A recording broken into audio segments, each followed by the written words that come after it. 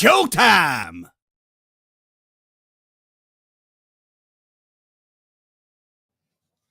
You. What up, boy? You. What up, boy? What's happening, Gresh? What's good, man? What's good, man? We in the I new like year, Booker baby. T. What's good, man? Oh yeah, we here, man. baby. We in the new year, man.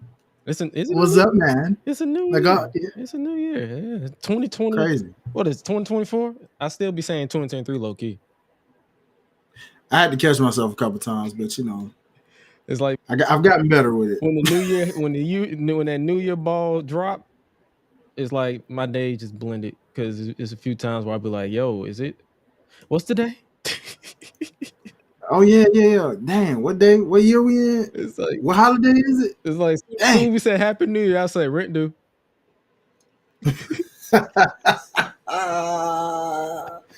Boy, you ain't lying about that. You know, a lot of folks forget about that, boy. Mm-hmm. Like first of the month. Happy New Year. Happy New Year, ladies and gentlemen. They'll still call what you been up to? Last time we was here was the end of the year award, so it's like we haven't really. Let's catch up a little bit before we can start at 10:22. We got like a couple minutes to spare. Give people time to pile on in here. So pile on in this thing. Yeah. So what you been up to over the holidays? How'd your holiday go?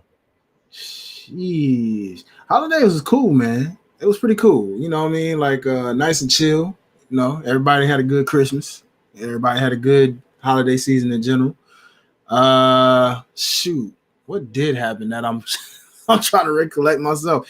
Really, it's been a lot of just gathering my thoughts, trying to prep, make sure this year is kicked off right, continuously. You know what I'm saying? It's a Kobe year, so trying to make sure like you know, a lot of this stuff is rest in peace to the mama, but you know, trying to make sure this year is just as hard as it's ever been. So a lot of grinding, a lot of merchandise making. You feel me? Hey, yeah, your boy doing it. You know what I'm saying? We got hats. You know what I'm saying? Learned how to make hats now. Got t-shirts, hoodies. What's good? You know, holla at your boy. But yeah, aside from that, bro, it's just been a lot of planning and working, just trying to make things work out. You feel me? So how about you, my brother? What's going on? Man. The holidays was fucking depressing. I ain't even gonna lie to you. It was slightly depressing. First Christmas, New Year's without my Dukes, so it was kind of depressing. Mm-hmm. But the bonus was I got to meet my brother for the first time, so that was my brothers. Sweet. Let me not disrespect Dragon like that. Let me keep it plural. Meet my brothers. Yeah, it took me. I can't even lie to you. I don't know how to process that shit. Like, it's a lot of stuff that we talked about over the holidays where it was like, yo, how do we process this? Because it's like you suffer a loss like that, like a loss that nobody planned for this. So it's like, and that's why I was real with people online and all that stuff. I'm like, bro, my patience with humanity is in hell right now. So it's like like I'm here for the good time and the vibes, but if you come at me sideways, I'm gonna block you. I don't even mute people no more. I just block you because I'm like, I'm over the BS. It's 2024. We leaving that 2023 stuff in 2023. So, but other than that, it's like, wow, 2024. The holidays was like I spent Christmas in Florida. I was in the mountains, literally the beginning of the year. So what up, Coltrane? Make sure you guys peep. Hey, I did with Coltrane on his channel. It was a good time with that. We'll talk about that. Yeah, said the best podcast back. Yo, man. Yeah. Outside of that, the holidays was slightly depressing, but it was good at the same time. So it's like it's a day by day process. So that's all I can really say about that. But hopefully, this podcast, us being back, we get bold predictions and all that stuff. So, other than that, I will definitely talk about like over time. Like me and you always talk offline, so it's like stuff like that. We'll definitely catch up over time. Royal Rumble season coming up and all that good stuff. So, I guess I might as well go ahead and hit the button so we can get this podcast up and rolling officially. I did some tweaking on it, so hopefully you guys vibe with it. It's still the same vibe, but it's just like, new year, we gotta give a slight little facelift. So Let's cue the intro maestro, which is me. Fucks. Let's do it. Oh yeah. Ladies and gentlemen, stand to your feet and make noise for Gresh Unleashed!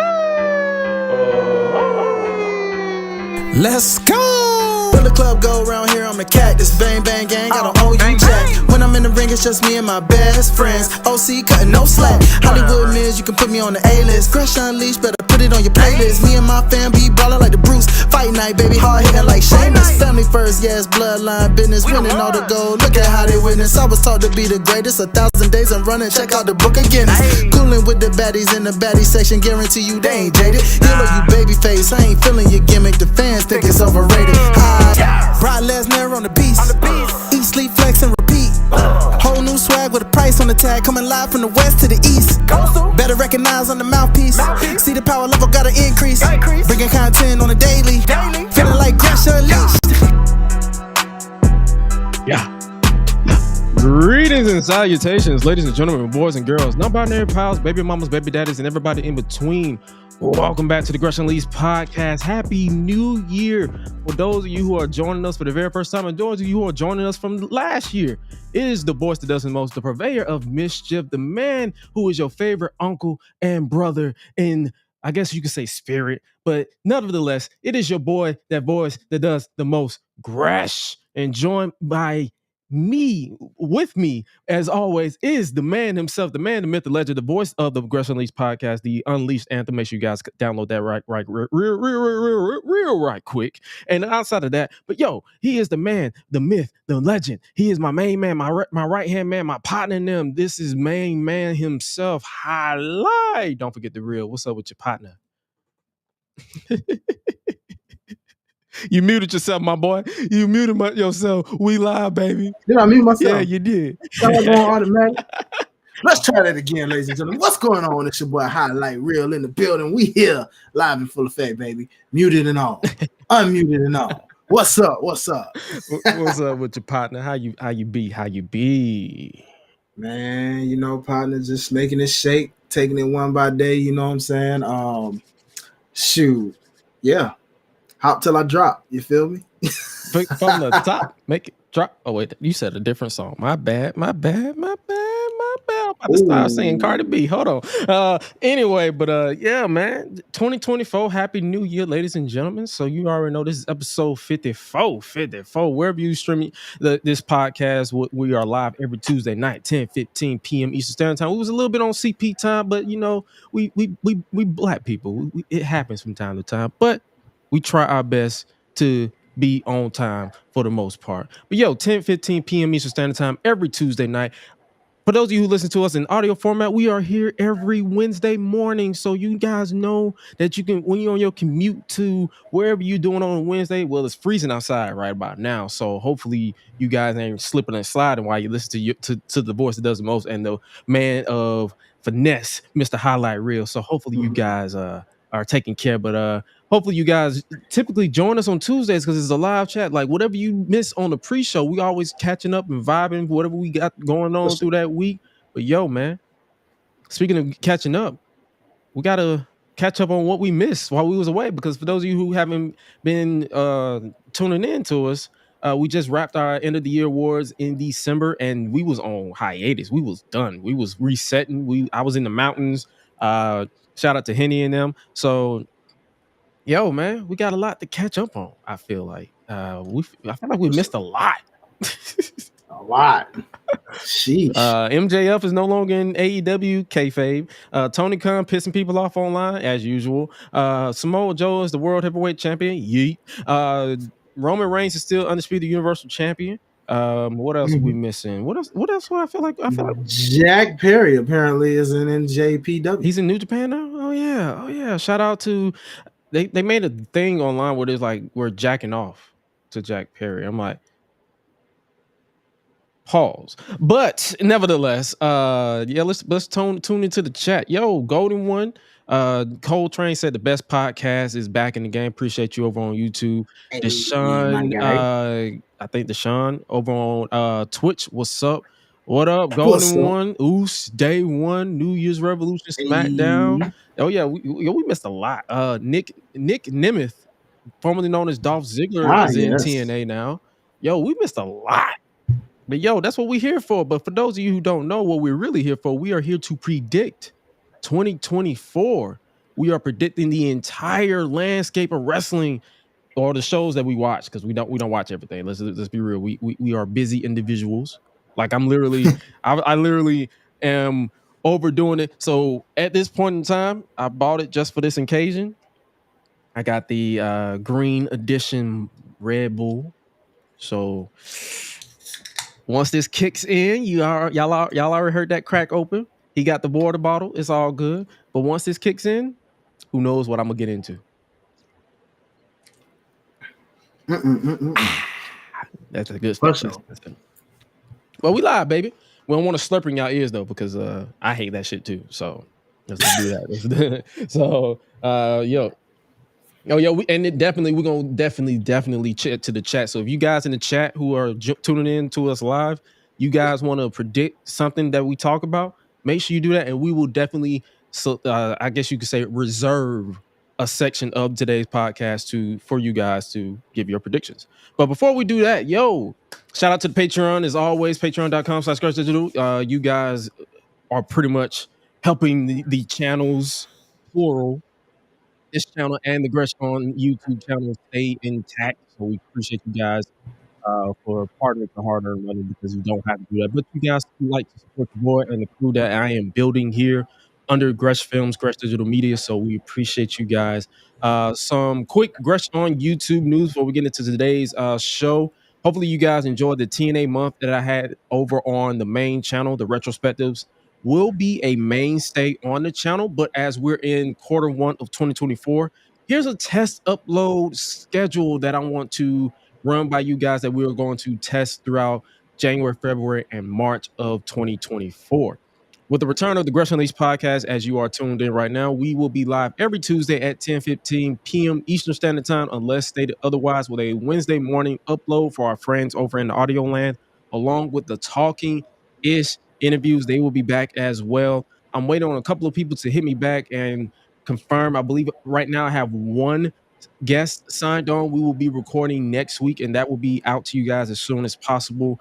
Once those are finalized, I will be likely pushing those out every single Friday that they are ready to go. The retrospectives will be bi-weekly. They will not be all every week, because those are tedious to keep up with. So it will be bi-weekly because they take a while to produce, script, all the stuff. But if you understood what I do behind the scenes, because I'm slowly advancing my brand as far as like who I hire, who I bring on, is going to be it's a little tedious. So the retrospectives will be bi-weekly every Thursday on youtube.com/@gresh. And then the gaming videos, since that is pretty much my mainstay, how I got into the game, those don't take as long to produce. So they will be uploaded every Saturday, with the occasional reels and shorts being uploaded in between to keep the content flowing, aka making sure the theme song that you can scan on that QR code to my top left, that you is making sure that we keep that theme song intact with bringing content on the daily.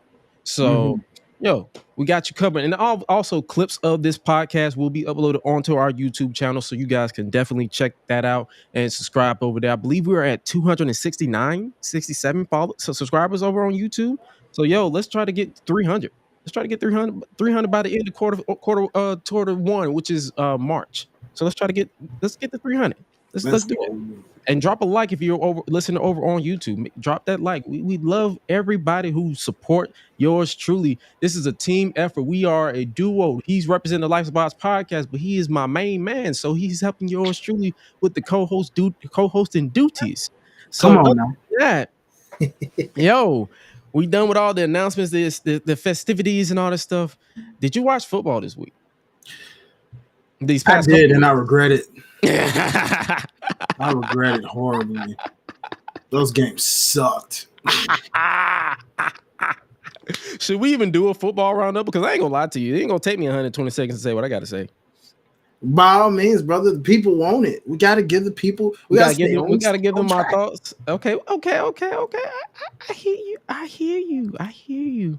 Okay, so we might as well go ahead and load it up because we got some thoughts on the football that we. You said slurping up, Ken. What did I say? Did I say something? Ken. Happy New Year, Ken. First Ken of 2024. There it is. Yo, man, we got football to talk about, so let's go ahead and load this up. All right, man. So,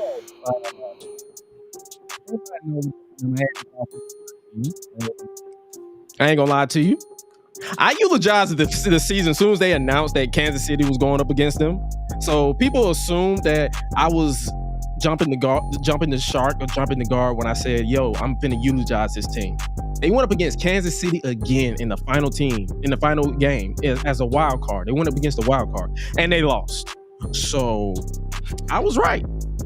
I saw everybody on the timeline going up and down mad as shit, but I'm like, yo, you should have went my route. I'm just casual as hell. We will never see a championship until I probably will see a championship when I'm 40. I'm going to be 30 in October, so who knows? Well, I'm going to see championship before. You got some thoughts? Because that's all I got to say. Like my season's over, so it's like whatever. Hey, well, that's one season better than my season, brother. My season been done. Tennessee Titans fired their coach. It's very clear.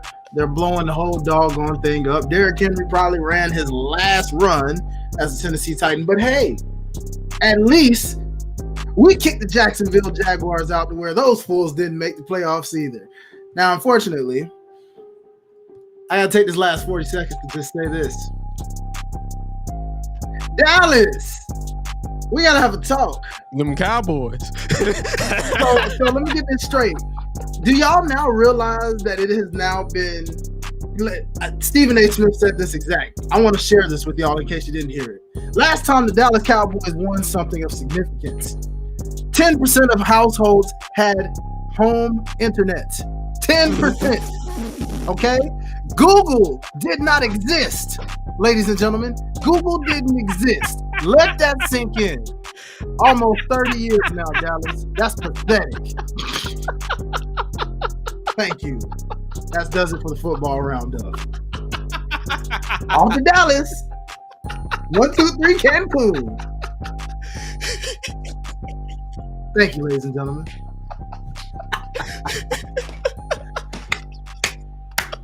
Them Cowboys, dog. I have this feeling that we are in this abusive relationship with football. Ooh. Like, I understand this is a wrestling podcast, but they don't understand that we are in an abusive relationship with football. I just started taking it serious this past year. Mm-hmm. This is abuse. Oh, yeah. To the we third are victims. But I'm gonna watch it again next season because it's football. Like it is what it is. Sad. Just sad. Ah, well. Coltrane said, "How about them Cowboys? How about them boys? LOL. Dallas has not been relevant all my life." Yikes! Hey man, yikes! I'll tell you, college football, literally, Georgia go Dogs. They literally had a banger of a season this season. I can't wait till they go again next season. And it's funny how Georgia is my team, and I think I take a class there? I think I took a class there, but I never graduated. I graduated from another college. But it's just like, it's like, damn, they've been cooking. So it was a bag. It wasn't even a bag. It was just a twist of fate, and yeah, they didn't go all the way this year. So Georgia got robbed. No, point blank period. Yeah, so there should be a rule. Okay, I don't usually keep up with too much college football, but I will say this about this playoff thing before we move on. Ladies and gentlemen, if you keep up with college football, make this to the committee, okay? If you are the reigning defending champion, I don't care what other teams have, whatever records. You are automatically in that playoff. Oh yeah, what was That that? defeats the purpose of defending champion if you literally miss the playoff off one loss. Just saying. Was it Florida that got robbed? Florida got robbed, but then Georgia beat them senseless in a bowl game. But see, Georgia takes one loss to Alabama, who lost in that playoff, by the way. Oh yeah. And what do you know? Georgia gets the short end of the stick, but they're defending champs. Makes no sense. Hopefully, with next year, they're gonna. I believe they're gonna expand the playoff bracket next year, this coming year. So it's going to be bigger than what it is now. Man, so, I hope so. So hopefully, it's an even playing field this year, because I feel like it's been a long time coming. Because even though I didn't really keep up with football, I always kept up with college. Like, I didn't really start taking NFL like serious until this year. Like before, no, I stopped. I take that back. I stopped taking NFL serious when the Falcons lost the Super Bowl. And speaking of the Falcons, didn't they just fire their head coach? They did. But and you know what's funny? They didn't even wait until the end of the day. They fired him at midnight. They said, you're done. You're done. None. But that's why he was yelling. I believe he was yelling against the Saints head coach on that last game that he coached. Oh yeah, because he knew he was out. He knew he was out. He knew he was done. He was done. He was done. But you know what's real sad, since you just brought that up though? I told my lady this the other day. It's sad that even Atlanta got to a Super Bowl before Dallas got to one.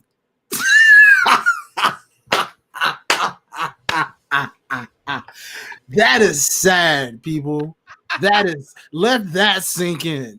Even the Falcons got to a Super Bowl before Dallas. Wow. I am blown. So any Atlanta Falcons fans out there, at least you can say that to any Dallas Cowboy fan. They may try to get you on Super Bowls, but at least you can be like, at least we got to one in the last 20 years. Tough break, nigga. It's always football.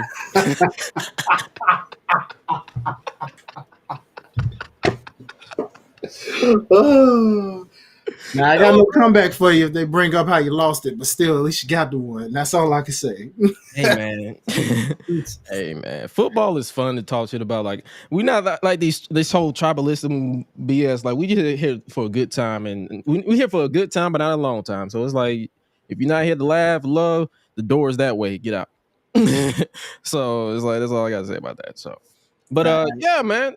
Before we move on to wrestling, did you have an either or both of them this week, or should we just say that for next week? Because I don't have one. We should probably say that for next week, because I ain't gonna lie, I didn't come prepared this week. I know it's a new year, y'all. Sorry, I'm sorry. It's a new year. We it's vibes. It's the opening season. You prepared, but you're not prepared. It's like certain stuff. Like, but for those of you who don't know, it's like we usually do the either or both of them, where we create random wrestling scenarios that we will have 90 seconds to choose and explain why it could or could not work. And if the person can't choose their safe word or cop-out word, is to simply say both of them. So this week we won't be doing it, but next week we got y'all covered. It's a fun little segment. It's something, a nice little icebreaker for the chat and all that stuff, so we can keep the ball rolling. But let's keep the ball rolling. Let's catch up on wrestling this year, like this past. I feel like we missed a lot. What did we miss? I know Samoa Joe is the AEW World Heavyweight Champion now. They finally. Did you have our devil? World's End? Did you peep World's End last year? In December? I did. What did you think about it? It wasn't my favorite. It was there. You know, I mean, it was cool with the outcome of Samoa Joe winning a championship. Right. I'm always for that. I'm trying to think of what else really got me that night. Adam Cole is the devil. Yes, he's the devil. I guess everybody pretty much expected that. Ladies and gentlemen, spoiler alert, it was not Jungle Boy. We'll get to more on that one later. Yeah, we'll get to more on that one in a little bit, but yeah. Yeah. But nah, man, I thought it was an okay pay-per-view. Nothing too crazy. I mean, just for something, if you wanted to watch something at New Year's Eve, there you go.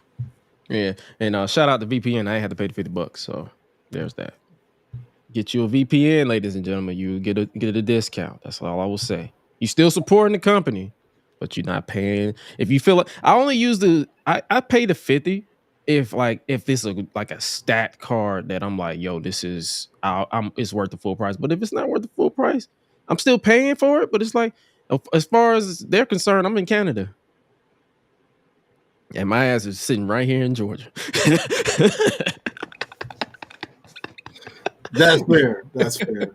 I rocked that. But outside of that, did you peep? What else happened? Because I'm not gonna lie to you. When it was Christmas, I was with family. I was with my brother. Shout out Henny and Dragon, my two brothers. So if you see someone with my face, it's not me. It's him. It's Henny. Like literally, it's a duplicate. It's two of the same person. Mm-hmm. like I ain't even gonna hold y'all. Like literally, this is what I was up to when I was like in Curtin. Like, bro, me and him, we be clashing back and forth, but it's like, because the nickname I have for him, for y'all, as far as y'all could call him, is Henny. I call him Megamind. The reason why I call him Megamind, because he knows so much. He knows so much shit, but at the same time, he got a mouth on him. Whereas, like, I want to grapple him to the floor, but I know he served in Afghanistan, or I believe he served overseas, and he will whoop my ass. So I just hug him and call it a day. It's a brother thing. So if you don't have a sibling or a brother, or I believe you said you have a sibling, older sibling, for sure. Yeah. It's like if you don't have that relationship with your sibling, you don't understand it. But yeah, but he wants to, because I'm gonna be out of town next week, but the show will still go on because the beauty of us being online, I could do it. I could be in Mexico and still do the show if they got good ass internet. But he actually wants to go to a wrestling event with me. So if all the stars align, we might be hitting up the Rumble. So we shall see. We shall see. Because he's actually he's over the bridge in St. Petersburg. So outside of that, and your boy might come back tatted up too, because he wants to go get some tattoos. So there's a lot of shit that's about to happen. Your boy is going through a change now. He's going through a metamorphosis, if you will. I got this burn on my head because I washed my face too hard. It's a lot of shit that we missed. Yeah. Outside of that, did you peep Hard to Kill? Of course, man. I gotta watch TNA come back, man. So we might as well go ahead and talk about it. What you think about the show? Man, I thought it was a strong, solid way to be TNA. I'm looking forward to seeing where they take this going forward. I like my boy Moose having that reign again, only this time with a faction by the name of the System. Now, I'm not a fan of that. What threw me off at first, and I had to make sure I wasn't tripping, because we just got done with football talk, and I was like, Negro, is that D'Angelo Williams? And I'm like, yeah, D'Angelo Williams. Yeah. And I forgot my boy was such a wrestling fan, and he has a lot of ties to TNA. He has some matches in TNA. Wasn't he there briefly? Like when it was GFW? Well, not to confuse to any that think about Pac-Man and the time he was there and couldn't really wrestle. No, I'm talking about like 2016, 2017. Was it? Yeah, like he wrestled some matches, if I'm not mistaken. He had a nice little mini feud with I can't remember. Was it Bobby Lashley? It might have been. It was Moose versus Bobby Lashley, and D'Angelo Williams was in. I believe it's like I wasn't watching TNA, but I kept up with it. Yeah, because it was wrestling. Like I keep up with everything. It's a bit of a blur, and I'll have to go back and look back at that. But I knew when I saw him, I was like, it's been a while since I saw my boy D'Angelo. That's why I was like, yo, is that? I couldn't get a good look at him at first, and I was just like, no. But yeah, I saw it online. They was like, yeah, that's D'Angelo. So he's gonna pretty much he's gonna be the mouthpiece or something. Is he gonna be involved in wrestling? Is he retired? He's been retired, long retired from the NFL. And shout out to my, anybody from Memphis listening. We snowed in back home, you know what I'm saying, full of snow. But he's doing a lot of things for the community. He was a Memphis running back for Memphis University of Memphis, and of course transitioned to the NFL to be with the Carolina Panthers, and then kind of right when he was in like the last few years of the Panthers is when he started venturing into the pro wrestling realm. And you know, he does other side community projects. He's big on the community. So the thing about it is, it looks like now, I guess, with TNA being branded as TNA, he has ties to that, you know, because they were TNA still back in those days. So I guess Moose was like, hey, man, let's bring you on. I don't know how full-time or part-time he is, but we're probably going to see him a little bit more often. I'm looking forward to it, though. Outside of that, what did you think about the show overall? I thought it was great, man. I love Giselle Shaw being your, what should I say? Is she the number one contender? Yeah, to call her shot anytime she wants to be, dare I say, women's champ. So, actually, you're more. I'm gonna say you're more. Excuse me. Right. You're more in. You're more into the aesthetics of TNA. What's the difference between Call Your Shot Battle Royal and Ultimate X for the women? Like, is it basically the same thing? Yeah, in a sense, yeah. It's been a while since I caught up with them. The Call Your Shot allows you, I believe, to challenge for any title, but usually Ultimate X is based off whatever division you're in. Now, what it used to be, they might have reinvented it, because at the time it was for the X Division Championship. Like in the old school days, it was X Division competitors. Whoever got it got the challenge for the X Division title. But now, I guess since the X Division title is kind of I didn't recall seeing it in the list of titles that are brought back right now. So I'm assuming. You said the X Division title? Yeah, Chris Sabin is champ.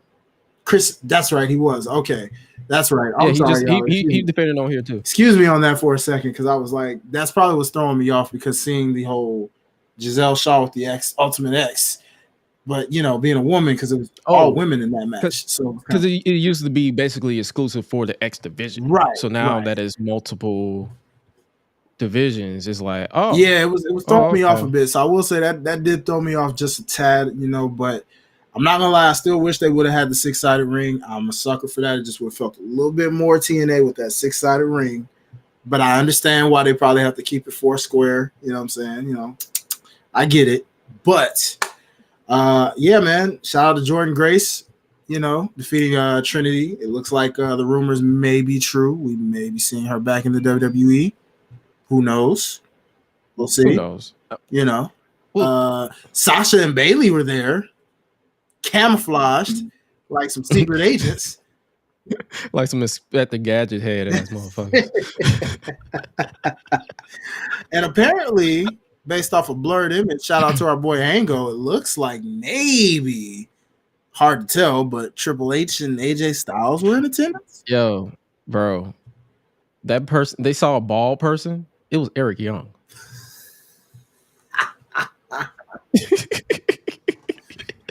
Oh man, it was fucking Eric Young, bro. Because it's like when I looked at the blur image, and then when I saw the opening package, I'm like, bro, that's just Eric Young. Same bald head, short, like he had a bald head with a beard. So I'm like, this is Eric Young. So people saw a blur image of Eric Young and maybe somebody with long hair. And AJ probably was back there, because they like, that's the thing about wrestling. Like, all these people are friends at the end of the day. So yeah, we definitely saw. You could totally see. I saw Mia Yim tweet just saying how proud of the women's division and Impact Knockouts division. She was proud of them. So, you know, her ties being there. Yeah, wrestlers watch themselves on other promotions, y'all. If you didn't know that. The tribalism is just between fans, and I use fans lightly. What you think about AJ Francis? Yeah. Now this one was your honest thoughts. Like, I want your honest opinions. No shame. Well, Joe Hendry, man, this guy definitely has ways of I guess just doing things that make you say, okay, all right. Not my favorite, but at the same time, it did make me chuckle, right? Now AJ Francis, it looks like you know, people thought he probably was done with in-ring life, but it looks like he's, I guess, going to wrestle. He was still teasing about doing in-ring stuff, so him popping up in TNA made sense to me, if that makes sense. Yeah, I mean, it would be a good way to definitely hone his craft. You know, he could get better for sure being in TNA, no doubt. To where, dare I say, if somehow WWE did decide to want to bring him back in the future, like distant future, if he's well polished in ring, hey man, you never know. Not that he needs it, but you never know in terms of what he can do. But I ain't gonna lie, Joe Hendry ate that chokeslam, boy. You talk about selling for a guy like this. Chef's kiss, my guy. You made that look devastating. And Who Kid, man, the fact that TNA got Who Kid money says a whole lot. Either they paid or AJ paid them. Because I ain't gonna lie to you. Like I like, because I pay attention to online discourse, and it's like people get too comfortable disrespecting this man. It's like, bro, this dude got money. For sure. I know, for sure. As much as this man be charging for interviews, this man got money. Come on now. I believe he. I don't know if it was a joke or not, but I believe he charged one interviewer $5,000. $5,000 for an interview? Wow. Mm-hmm. So that's what I'm saying. I'm like, bro, this dude, and then when he was sponsored by Cheez-Its, that's another sponsorship. That's what I'm saying. So it's like the whole flop dollar thing was cute for about a week. Okay. At this point, because you know how wrestling fans are. Like they be like, oh, this is just like with the whole Paul Walter thing with Keith Lee. It's like it was funny for a week. Now at this point, you just being stupid. Yeah. Yeah, fans do have a habit of like overplaying a joke way too much. It's like, come on, bro. It's funny the first couple of times. After that, it's like, come on, bro. Stop. Just stop. But what you think he gonna do in 10? Like, you think it's a one-time thing? Because he was debuting his We Outside music video. Like, do you think it's gonna be a permanent thing? I think it would be. I mean, he seems like a good asset for them because of the connections he has. Like, he could bring a lot of celebrity power there, and dare I say, just bring more eyes to the product in his own, especially culturally speaking. So I mean, and he could be a good businessman for them. You never know what he can really just do in general. Like you said, look at how he's sponsored by Cheez-Its and charging $5,000 for interviews. That man could bring TNA some extra bank. You know what I'm saying? And it's like he's entertaining on the mic. Like, that's what cracks me up about it. Yeah. It's probably the people. I feel like a lot of people just hate him because he's loud and black. That's what people hate, is when you black, loud, and you know your worth. Dare I say, he's a black version of Logan Paul in some cases. But then they be praising Logan Paul up and down. Exactly. So makes no sense. But I'm happy for him, man. I'm glad any person that got a job, man. Hey, more power to you. I'm excited to see what his role is from here. Obviously, he will be in ring based off the physicality with Joe Hendry, because he's gonna want to get that get back. So we'll see what plays out from here. Looking forward to it. Crazy Steve is the TNA Digital Media Champion. Thank God. Yes. Longest Tommy Dreamer is not. It ain't Tommy Dreamer. I'm cool. You weren't a fan of the Tommy Dreamer Digital Media reign? No. I was bored out of my mind. Like, bro, you are not Fetch anymore. Fetch will never be a thing with you. You are done. You are old. It is time. I understand it's like people love wrestling and they want to wrestle until the wheels fall off. I say the same thing about Ric Flair, and I'll say the same thing about Tommy Dreamer. Enough's enough. Go home. Be a husband. Be a family man. Be a father. Just stay away from TNA. Thank you. Goodbye. You rhymed in ways you probably didn't even really try to. Stay away from TNA. That he ain't the only one that needs that moniker. There are so many people that are going to need that. We're gonna get to that. We're gonna get to that for the predicting 2024, because there's a lot of people I probably could tell you. Like, I'm gonna throw up. That's how we're gonna do. We're gonna pull up the roster for TNA, and we're just gonna be like, okay, what do you see with this person in the future? So yeah. But stay away from TNA, Tommy Dreamer. We're done. He said, Coltrane said, Tommy, it's time. Go home. You had a great run. Great? I think he means overall. Like, overall? Oh, okay. You mean in career-wise? Okay, career-wise. okay. I'm about to say TNA-wise. His 2010 run was better than whatever the hell he's doing now. Facts. Come on now. And I've been watching a lot of TNA 2010 for these retrospectives, so it's like, ding, ding, ding. This poor guy. Sabu get the picture. Finally, even though he had that brief stint in AEW for a cup of coffee for no reason. What you think about the Josh Alexander Hammerstone match? This is my first time seeing Hammerstone in about 2 years. I haven't seen him since like 2020. Yeah, I said the same thing. It was very interesting, but I wasn't mad at it. I was like, hey, you know. I think I saw someone, probably Sir Wilkins of Sir Wilkins. I think he said this is Hammerstone was like that hoss that TNA needs since the departure of Michael Elgin and Brian Cage. Yeah.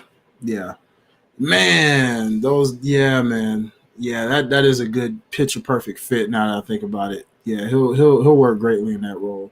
Dang, I forgot about Michael Elgin, bro. We all did, bro. Last time I heard about him, he was still in Powder in Canada or Japan, one of them places. Jeez. His fall from grace was swift. Oh yeah, him and Joey Ryan.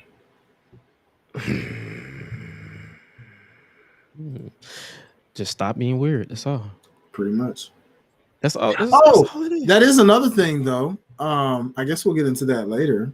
Speaking of what's that? That was another thing we missed. Patrick Clark. Genuinely. Oh yeah, we're definitely gonna talk about that. We definitely gonna talk about that in a little bit. Hold on. Yeah, I know exactly what you're talking about. We're gonna talk about that. I got some thoughts on that motherfucker right there. Trying to sneak his way back into my life. Go away. Anyway, you mentioned Moose. Like, what do you think they're gonna do with him as world champion? It's hard to tell because based off how the ending went, now I'm like, Nick Nemeth being in TNA makes things very interesting. But however, this version of Moose seems better than the last version. And I feel like he's learned some things and he's went through some things to where I think this looks like an interesting run, and it's going to be a clash with Nick Nemeth that probably won't happen right away, but I feel like it's going to be like a chase for the title. So I do believe Nick Nemeth will probably be the guy to take it from him, but they're going to work. You think so? Yeah, but I think they're going to work to it slowly. You know what I mean? Like in a way where think of like how Cody's being built. Mm-hmm. Right, but obviously it won't drag the way Cody's situation's been dragging lately. You got to finish the story. Right. Like I think in Nick Nemeth's case, that story's gonna get finished sooner than we think, but it'll just finish. I'm thinking, if I'm being honest, I'm thinking like a Bound for Glory type situation. You know, since that's like what's that, October? Yeah, like if they you know, he could have some side feuds or. I don't know how they're going to try to do it, but we'll see. Maybe they just, hey, you know what? Guns blazing, Nick Nemeth, you're champ. Who knows?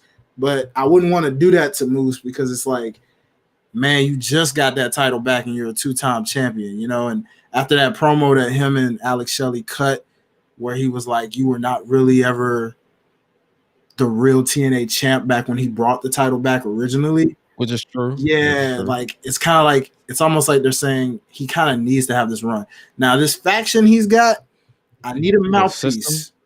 So we need a Paul Heyman. Yeah, because y'all know how I feel about Moose on the mic. He sounds like Mushmouth. No facts. I'm sorry, Moose. I love Moose and all, but brother, definitely. I'm not saying brother can't talk. Like you can talk. It's just because of the sound of your voice, my guy. You got to get a mouthpiece. Yeah, okay? Man. Yeah, man. I'm like, bro. Because you look like $1 million, bro. Your physique got 10 times better than your first run. You know what I'm saying? Oh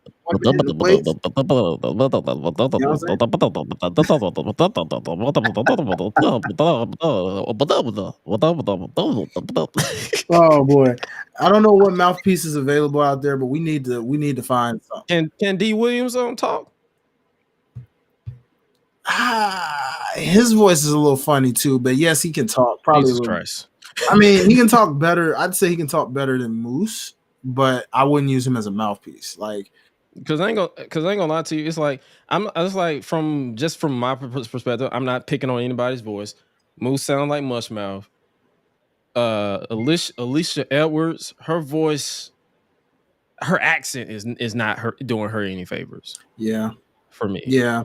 Eddie, he's pretty much in the same boat with Moose. Like his lisp is whooping his ass.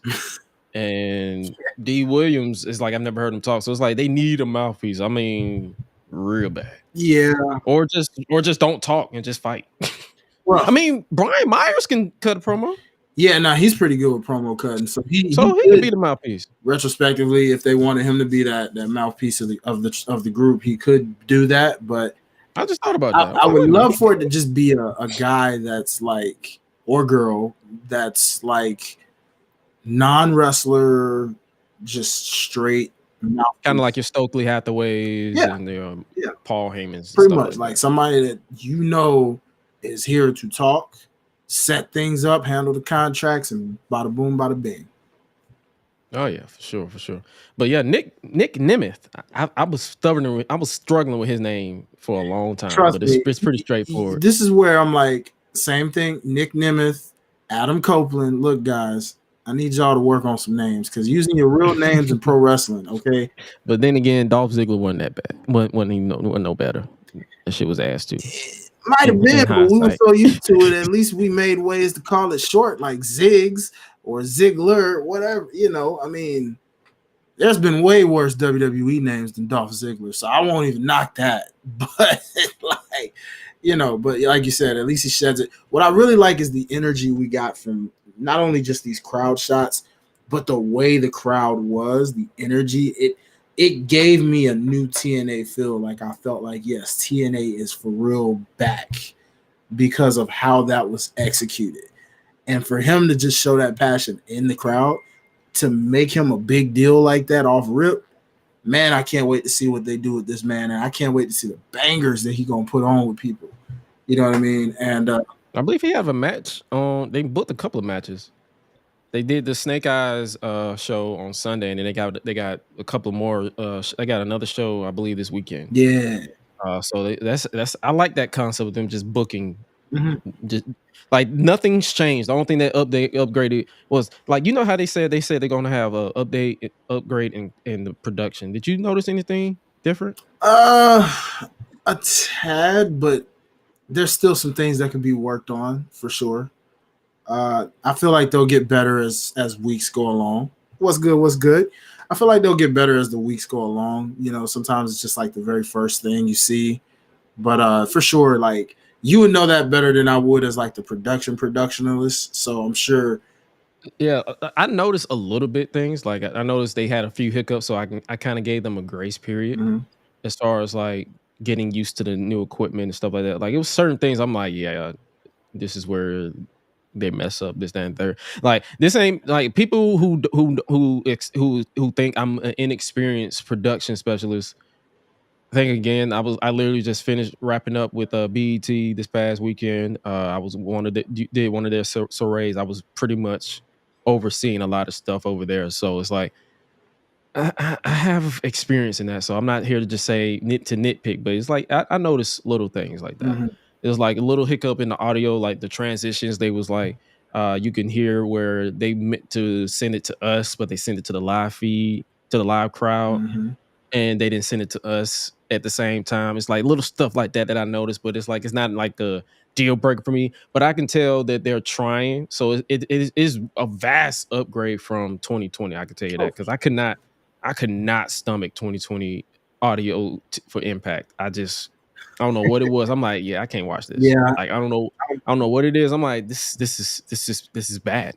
Like, I think I watched 2020 Slammiversary and their audio was so bad to me. And I was like, yeah, I can't watch this. Yeah. So fortunately they're making the steps in the right direction. So, hey, we'll see what they do with that. For sure. I feel like did we miss anything else? Dana Brooke is in TNA now. Ash by is it Ash by Elegance? Sorry, Elegance. Yes. And the thing that gets me about that, by the way, I've already kind of made a video about it, but I'm just gonna go ahead and say it to you, Marks, yet again. All right, Marks.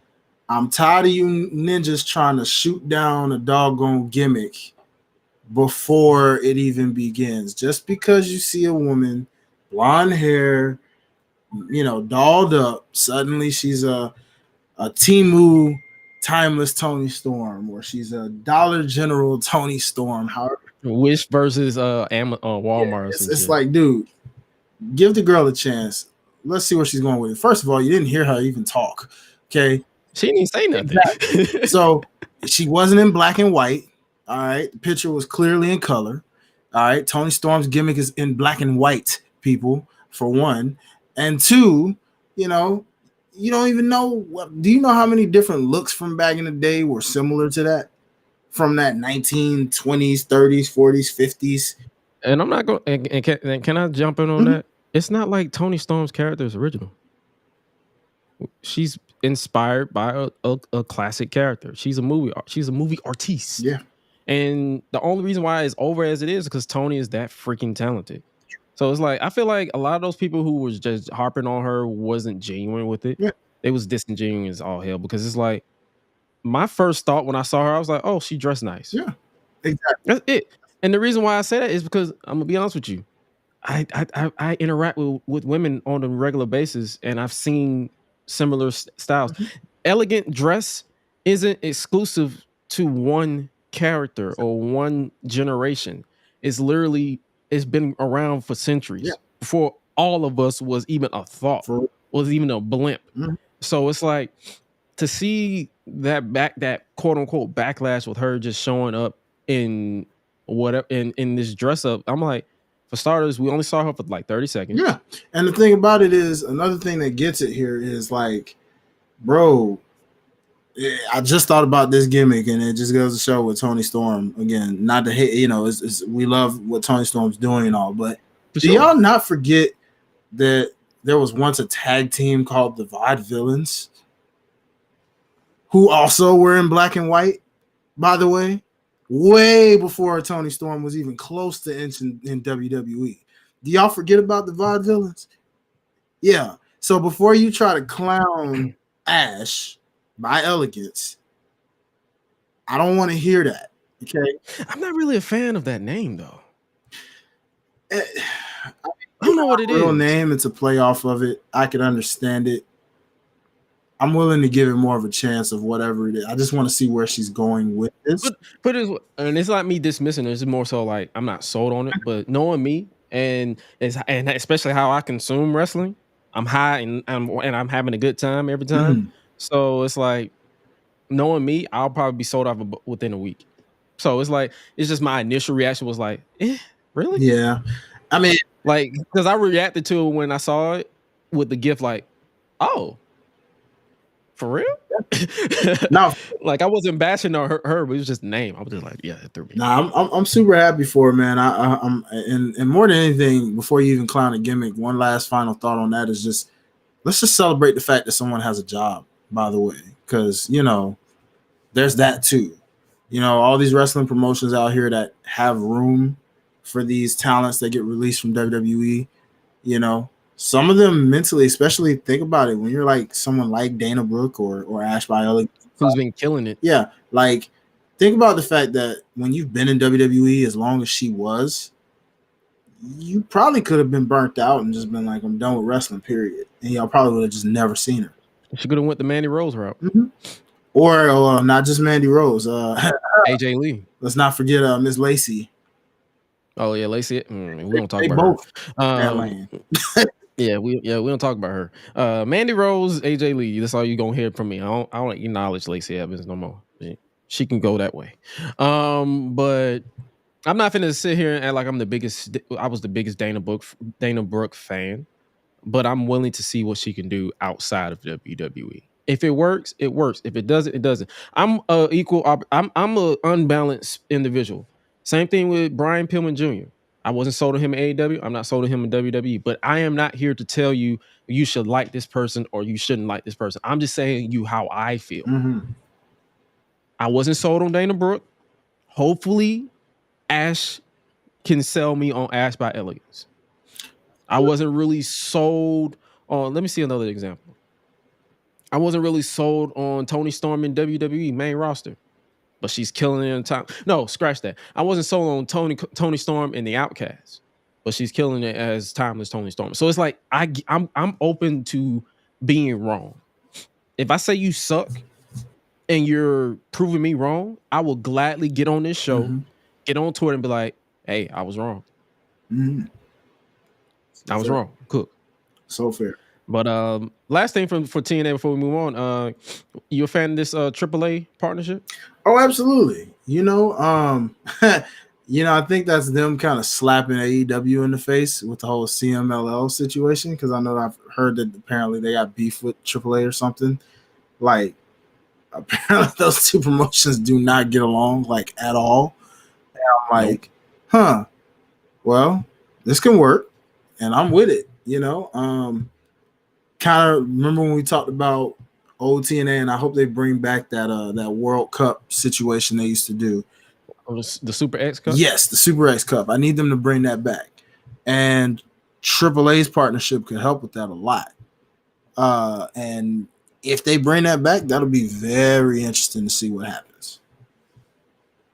Sure. Like, I'm not I'm not a fan of choreographed wrestling. Like, as far as where it feels like you're waiting for a spot, but I know for a fact that knowing TNA's, especially their history with X Division, I feel like I can trust them and I can see what they're cooking. So I'm definitely not going to dismiss it, but hopefully wish for the best. And I guess you could say what is also hard to kill is our interest in TNA, because you know how we review Raw, NXT, and we preview AEW. We're going to include TNA in 2024. It's a clean slate. I watch TNA every week. We definitely going to be peeping TNA every week. We definitely going to talk about it every week. I believe this coming Thursday, we will be seeing some good action over in TNA. I believe we're going to see Will Ospreay versus Josh Alexander 2. That's going on Thursday. I'm loving these graphics, by the way. Yeah, that's going to be fire. We're going to be seeing the newly signed Zaya Brookside versus Tasha Steelz on Thursday. All right, Tasha. Let's go. We're going to be seeing X Division Scramble, Kushida versus Trey Miguel versus Laredo Kid versus Mike Bailey Speedball versus El Hijo del Vikingo and versus Jake Something. Jake Something is doing that Samoa Joe bit. I've noticed that. Yeah. You remember... I've noticed that. I'm like, wait a minute. He's doing that Samoa Joe bit where he was big as hell, but he's in X Division. That's literally him. Hey man, pioneers, dog. They follow after the ones that did it first. Facts.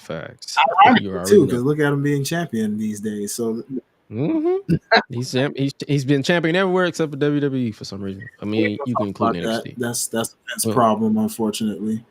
Triple H wouldn't have done that, but Vince. And also, we'll hear from Nick. Okay, he's going by the wanted man, Nick Nemeth. That's a bit corny, but at the same time, I understand it. I understand it though. I know corny than the motherfucker. Because real talk, he's been a wanted man in a sense of where's he gonna go? Who can benefit the most from this guy, right? Facts. And right now, that's TNA Impact, straight up. So I'm looking forward to it. He gonna make it work. Cool. But yeah, hey man, we definitely gonna be talking about TNA a lot more. But outside of Hard to Kill, Tony Khan. Anthony. I don't even call you Tony Khan anymore. Your mama named you Anthony. I'm gonna call you Anthony. Tony Twitter fingers, baby. Were you up to date on that gimmick? Like what he's been up to? Yeah, apparently just wanting to once again people's competition and try to. It's like, Tony, you're looking desperate, bro. Stop. Just worry about what you're doing. Don't worry about what your competition doing, because the more you do that, the more you're gonna try to bro. Please, someone just disable this man's Twitter. Listen, I said it on Twitter, and I've said it to friends. Tony wasn't wrong with what he said about Jinder Mahal, but it's just like, bro, you're letting the trolls get to you. It's New Year, same shit with you. Mm-hmm. You gotta stop, man. Real shit. Like, bro, you gotta stop. Like, I tell people this all the time. I understand you're a booker. You have to have your notifications on because you never know who's going to at you. But it's like, bro, you're going to have to get to that point where you're going to have to literally be like, you know what? The worst thing trolls hate is when you're laughing and you're having a good time. If they're trolling you about WWE, MLW, TNA, or whatever, all you gotta do is say, haha, that's funny. Let's talk about how this is happening. Like, put people over. Don't bury people in the process, or don't show that you're that type of fan. You're chronically online, and that is not healthy. Yeah. And what is it with this guy always wanting to be in Twitter headlines when it's literally going from the end of a new year into a new year? Oh yeah, didn't he do that thing with Big Swole? Yeah, he did. I'm like, bro, you ain't learned your lesson from that. That darn near got you canceled, bro. Darn near. You was this close. Like this close. To the whole culture just being like, nah, F Tony. FAW in general. You was this close. He literally went online and said, you can't wrestle. And it's like, bro, what? Mm-hmm. It's like, man, just stop, bro. Like, stop. It's just, bro, disable you. He literally made Jinder Mahal the most over person online by accident because he didn't shut the fuck up. Who would have thought? And the man went and had a killer match in the process. How about that? You enjoyed the match? I thought it was pretty cool. It was. Hey, man. We'll talk about it. We'll talk about it. Low key, give it to him. Like, bro, wait a minute. I feel like it probably was the 3-hour fatigue. Like, once I hit 3 hours of Raw, that's probably why. That's probably what it is. My brain shuts down after like 2 hours and 30 minutes. I'll be like, all right. Yeah, I didn't even watch the whole 3 hours, bro. Like, I went and caught the. That's probably why I didn't enjoy it as much, because I was physically drained. 3 hours is a long show through the week. It is. So, I'm pretty sure once that deal runs out, Triple H is gonna find a way to get it. Please. He's waiting on that deal to run out. You know, once Raw gets sold, then he gonna, you know what he gonna do. Y'all not realizing. Ken Lewis says, y'all not realizing that he's one of these stereotypical wrestling fans just with billions of dollars. Oh, we know. Yeah, we know. And the message remains the same. Get the fuck off Twitter. Mm-hmm. Like, the message remains. Just get off Twitter. He's not understanding that one day, and let this be a prophecy, I swear, if this actually happens within 2024, this man's gonna mess around, tweet the wrong thing one day that is going to end him and his company. Based off what I heard with this rant, he already done upset some of his folks in the locker room, some of his own talents, because he don't realize that the people he keep burying are friends with the people in your company. Mm-hmm. That's what we're saying. It's like, we're not saying don't be passionate about your company. Mm-hmm. We're saying ignore the trolls, bruh. You don't have to clap back at every, like, the storm that started this was USA Network replying to Raj Giri on Twitter, talking about, because he was talking about Jinder Mahal and Seth Rollins had history with NXT title, and they was like, so what was that cage match rating? Because Tony Khan has gone on record saying he reads the cage match ratings. Mm-hmm. So whoever the intern was, props to them, never changed because that shit was funny. Mm-hmm. They basically said, what's the cage match rating? And I'm pretty sure he got tagged and he just went off. And he told the truth. Like, Jinder Mahal is a loser. Like let's just keep it a stack. He has not won a match in since 20 since he won the title. Yeah. Since before he lost the title, to my knowledge. Like I feel like he has not won a match since after he lost the WWE title in 2018. They just bumped him down the card. I feel like he has won some matches, but they probably just either weren't televised or weren't ones we cared. I'm talking about like on TV. No, I think in that span, that's a long time ago. I think he's won some matches, but it's just been, again, something we just blanked out and didn't care about. Yeah, and I think that's what I'm saying. He's not wrong. He's not wrong in that rant. It's just like, bro, you got to understand. You got to turn your fandom off when you're online and just remember you're a boss. You're beneath us. You're above us. I'm not even gonna say beneath us. You're above us. You run a company. You're on TV. You're showing people that you are vulnerable to trolls. Well, I'm not saying get offline as far as like never tweet again, but it's like just get the fuck offline when it comes to trolls. Like if they're gonna bother you that much, put the phone down. I have people come at me all the time for my opinion. Like people. Wrestling Twitter forgets that I am a fucking fan. Every time I give my thoughts, they assume that I'm supposed to bend to their will. So what I do instead of that, I either block you if I don't feel like arguing with you. If you just give me that vibe that you're finna argue with me, I'm going to block you and never think about you again. Or I just put the phone down and call it a day. That's what he needs to do. Just start blocking people. Mm-hmm. That ass. Like it's at that point. Oh, Beast Mode said he won at Mania 34. He was U.S. champ. See, I thought so. That's all. I wasn't tripping. I thought he had some other wins, like because that was a long time ago. That's all I was like. Nigga, I don't remember that shit. Good look, bro. Because I was like, nah, Jinder ain't lost that long. That's some Kurt Hawkins level losing. but yeah, nah, that's still, bro. Like, any last thoughts on that before we get about? Because I don't even mean to yell and tell people what to do, but it's just like, dog, it's the same old. It's the New Year's same shit. There's always some shit. And the sad thing is, it wasn't even New Year's Eve this time. It was literally in the new year. So I'm like, bro, it's 2024. Yeah. Why are we still doing this? I don't know, man. But it's like, bro, you got so many other bigger fish to fry, like your women's division still, which is getting better, by the way. But, you still need to build stories. Okay? Still need to build stories around your actual matches. You know what I'm saying? Like don't just throw matches there. Right? You know what I'm saying? But like some of these feuds, man, like stop throwing together side stuff. So like, bro, it's a new year. Learn to say, okay, in this year, the goal is to still put on a good professional wrestling product in a sports sense, but we're still gonna make some things make sense.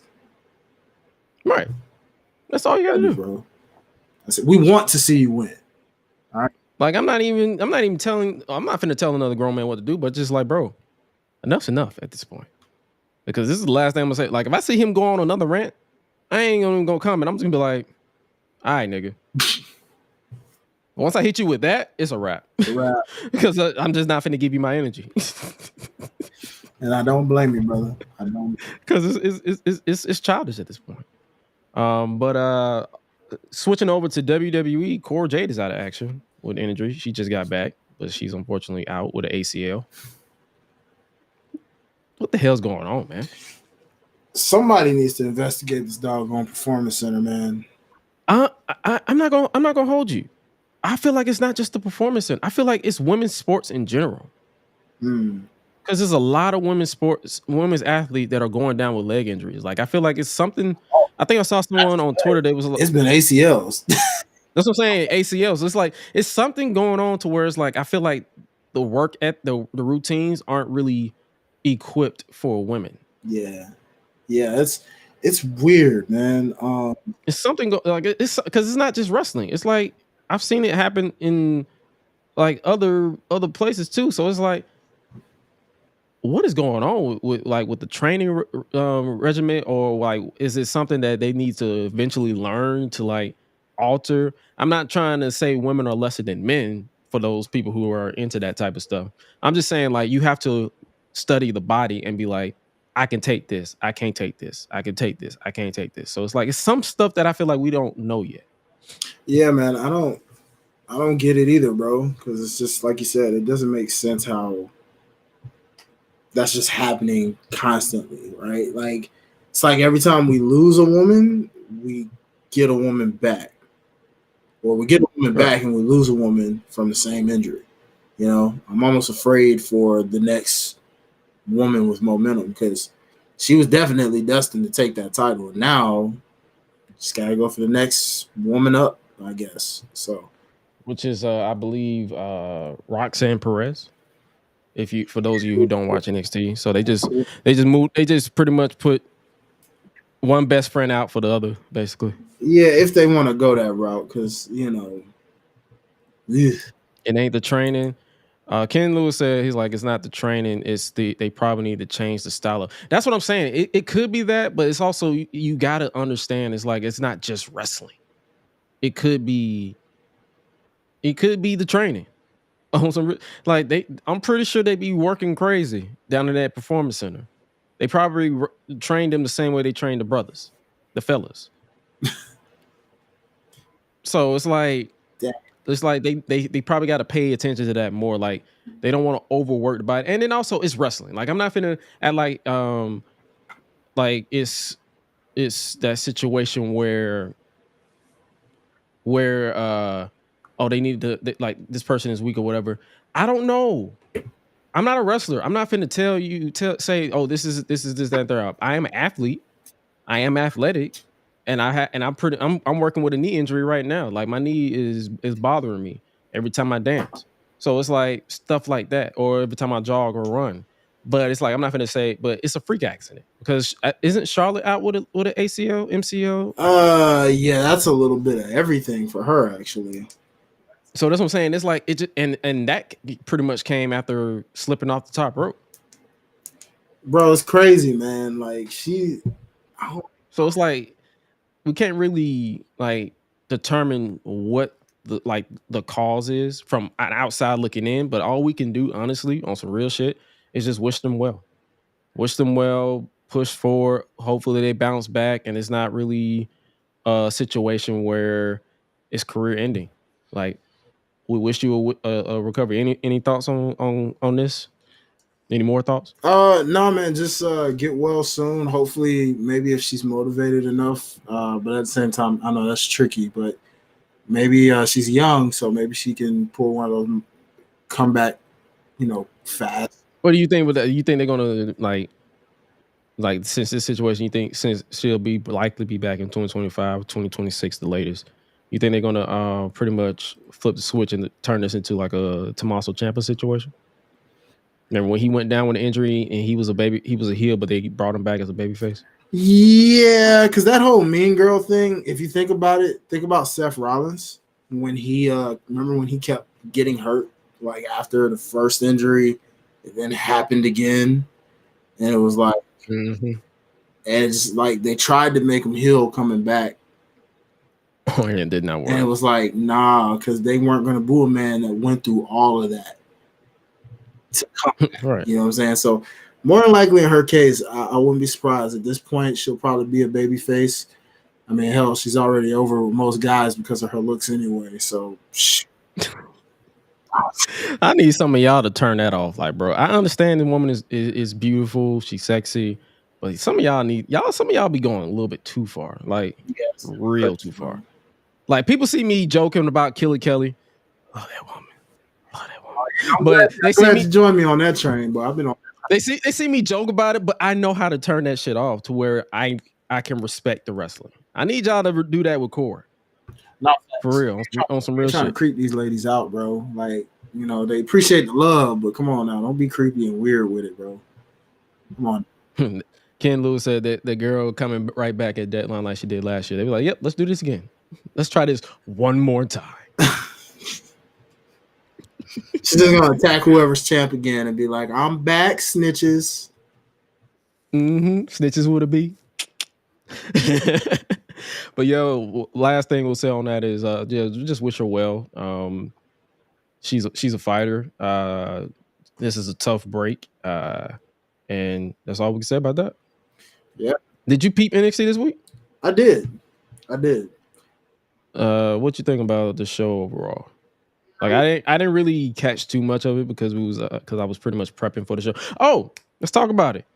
Oba Femi, our boy Oba, he's in North American champion. Okay, let's talk about this guy because number one, I'm happy that a brother won this breakout tournament. Two, funny how when women win the Money in the Bank, they waste no time cashing it in. Meanwhile, Lola Vice seems to just be someone you're like, oh yeah, you are. They flip the breakout switch. Contract champion, and I forget all about it until I see you, and then I see you with this contract, and I'm like, you ain't cashed that in yet. Meanwhile, Oba's like, I mean, I loved how smooth that was. It was like, oh, by the way, here's what we should give a special thanks to your favorite person for initiating this entire thing. Thanks, Lexus King. Because Whose of favorite you, person? sir, I'm going to be the North American champion. Trying to rub that in. That boy looked at you like the nerve. And he said, that's the main event tonight? Okay, bet. They said, my favorite person? Well, yeah. I say that. My favorite person. Sarcastically when I say that. But Nigga! He would have won. I slick wish he would have won. Who, Alexis? Yeah, just so he could have lost it to Oba Femi in that same. Why the hell did I call that nigga Alexis? Why couldn't that have happened to Lexus King, y'all? I just caught what I just said. I said, why did I call that nigga Alexis? Alexis King. Alexis Bliss? Is that what you call it? Alexis Bliss. he's the unspoken goddess, coming for return. Yeah. You know what I'm saying? Yeah, Ken said that Lola is picking her spot. That's why she ain't cashing yet. I get it. We get it. It's just, dog, how many spots you need to pick? You know how many times? At least she ain't doing the Damian Priest thing. Well, yeah, I'm about sick of that too. I'm real sick of that. Like, bro, come on. Y'all should have just did it at War Games to be completely different. That was the perfect opportunity to be like, yo, that was smart. That ain't never been done before. But you decide to just keep being goofy with this man where I'm like, I don't even know where you're going to win it at this point. I don't see you doing it at Mania. That would just try to copycat what Seth did.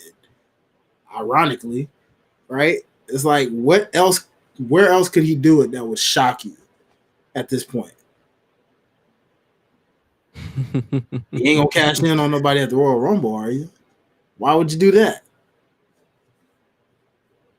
But yeah, your thoughts on Oba? You was in the middle of Oba being. Oh no, yeah, Oba. So, legit. I'm getting like Black Batista vibes from this dude right now, man.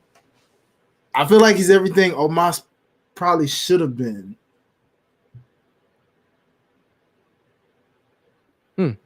If you think about it, he can talk like Omos can, but he seems to be, I guess, more over. I guess, and I can't explain it. Something about him. I have to see him in a full featured match or something. I don't know, but because that match with what was it, Dragon Lee? Yeah. What was it like? 3 minutes? 3 minutes. Yeah, I need to see because he's maybe they found their wardlow. I don't know. I have no idea, but they see something in him. Crowd loves him. I like him. Oh yeah, who? Oh yeah, that's gonna go over real quick. They're gonna be doing that like crazy. I just wonder how long will it be? This dude, like, he's money, bro. Like, he looks like money. He moves like money. M'Baku, I like that. I likes that, bro. Ken, my guy. Good comparison, homie. Good comparison. Mata. Who? You know what? So you know what we need then, Ken? You know what we need? We need a T'Challa type then. So we need to find somebody out there that's like kind of built like T'Challa, smart like him, can run, you know what I'm saying? And can be like his I don't know, His his ego? opposite. You know what I mean? His wrestling soulmate. Right. Yeah, we need a T'Challa type out there. So whoever out there can step up with that African background and be a Because T'Challa. it ain't that many of them out there. Yeah, it is. There's plenty. But he I'm talking about like as far as like, I mean, on some real shit. What if they just do Trick Williams? Close enough. He black. I'm joking. I'm getting more Killmonger vibes from that guy a little bit if we're gonna go that route. I'm just joking. They said they got he said they got another guy, Kenneth Carter. I did see him. The dude who did the pounce. Yeah, he was the dude with the pounce. Yeah, I hope we see more of that dude because if you notice, we've been seeing some of the other breakout tournament guys. We ain't seen him yet, so I hope we see some more of him soon. But Obafemi, man, look like they're gonna push him to the moon, bro. Won't be long before he on that main roster. The way it's looking. Beast Mode said, and before he gets put with Lashley and the Profits, which I wouldn't be mad at. See, this ain't Vince's WWE no more. So knowing him, he will put every black person with each other and call them niggas. Yeah, they would. That's another beef I have right now. Yeah, with Triple H on that. Them niggas.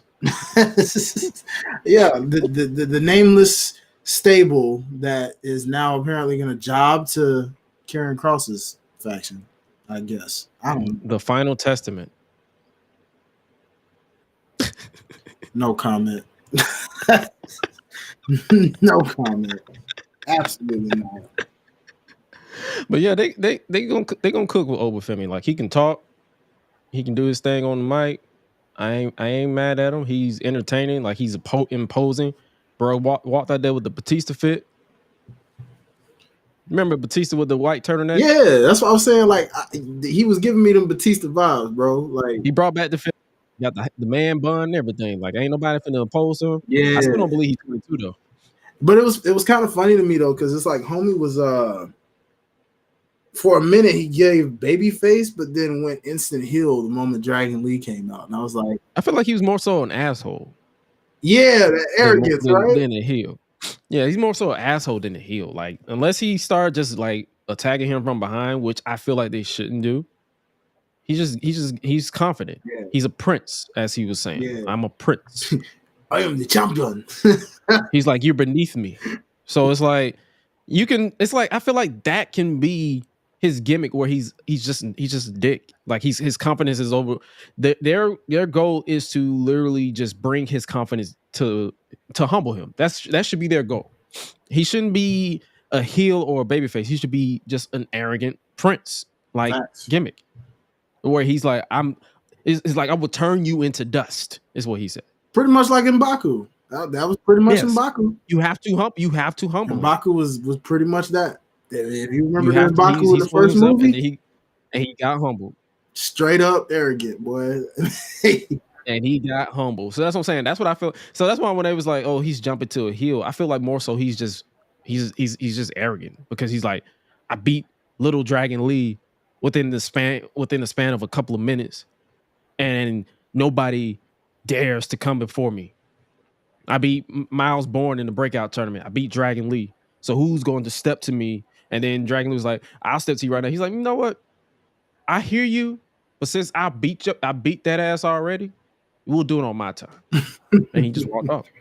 So that's what I'm saying. I'm like, I wasn't getting heel vibes. Like he was like, he was just being a dick. He made me proud because I'm an asshole. So. Time will definitely tell. But they could. But that's just me. That's just me. What I perceive. But they could just go full heel with him and just do whatever. But I feel like the NXT crowd ain't gonna let them turn him heel. So well, yeah, and that's the thing because that's why I'm like, it's like management wants him to probably be heel, the big scary heel kind of thing with that arrogance of being a dick. Meanwhile, crowd's like, nah, we don't care. We made up a new chant that you're going to hear every time he speaks now. Who? That's Berta. Who? Berta. Berta. Just give me him versus Braun Strowman before you said, Strowman. Whoops. Nope. Not that Omos. Braun Breaker, y'all. Give me that Braun Breaker before before Braun goes to the to the main roster. me Speaking of Braun, did you peep that backstage promo? Yeah, you know what? I'm a fan of whatever this is. I didn't think I was gonna like these two together as a tag team, bro. But this works. this works a lot. The Wolf Dogs. The Wolf Dogs. That's kind of a the Wolf Dogs. Bro, I'm gonna go back and watch that entire segment just because that jump was hilarious, bro. Like Corbin's facial expressions and reactions to everything he said is like the Wolf Dogs. How long did it take you to come up with this? About He's like 4 weeks. We've only been tagging together for like a couple weeks. Yeah, I was thinking about it in the shower. Wait, the shower. Braun, brother. Why you thinking about this man in the shower? homeboy got single off of Cora and was just like, what? What's Baron Corbin thinking about? Like, I'm taking a shower, I'm washing my balls, my butt. Baron Corbin? Oh, what? Bro, listen. They should do. Yeah. This is comedy gold, and I love when stuff like that just kind of Cena Orton back. That's a good way to look at it, but it just, I don't know, man. I love when you have those like odd couple pairings that actually work, and then it's like golden. Like if they wanted to take that to the main roster, they could, if they wanted to, but it works. I kind of want them to win the doggone tournament now. Not even gonna BS you. Hey man, I ain't against it, but Braun,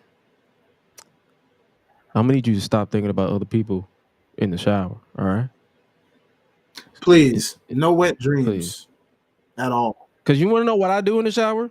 I wash my ass. I don't think about other people. Like shout out Muscle Man Malcolm. He was like, "What other wrestlers do y'all think about in the shower?" Bro, none. I don't think about none of them. I'm trying to wash and get out because I'm trying to save on my water bill. I am a man with bills. I do not want to run my bills up, so I ain't sitting in the shower like, "Ooh, I wonder what Killer Kelly's thinking about. I wonder what Core J's thinking about.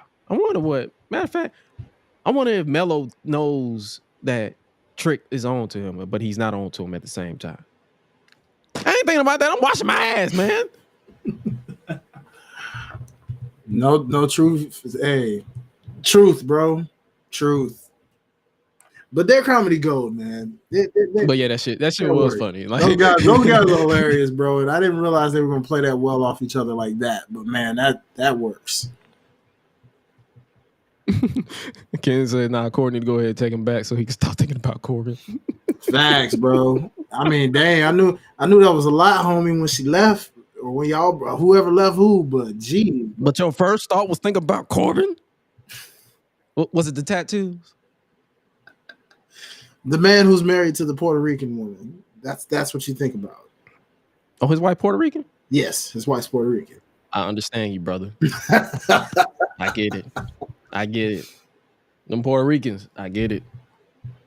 I know somebody who don't get it. We ain't talking about that. I get it. Oh, we not? You sure? Wait, who don't get it? I lost the plot. One symbol. That's all I'll say. Oh, Matt Hardy. Hey, listen, ladies and gentlemen, Matt Hardy. There's rumors of Matt Hardy and Rebby Hardy, but here is my take on it.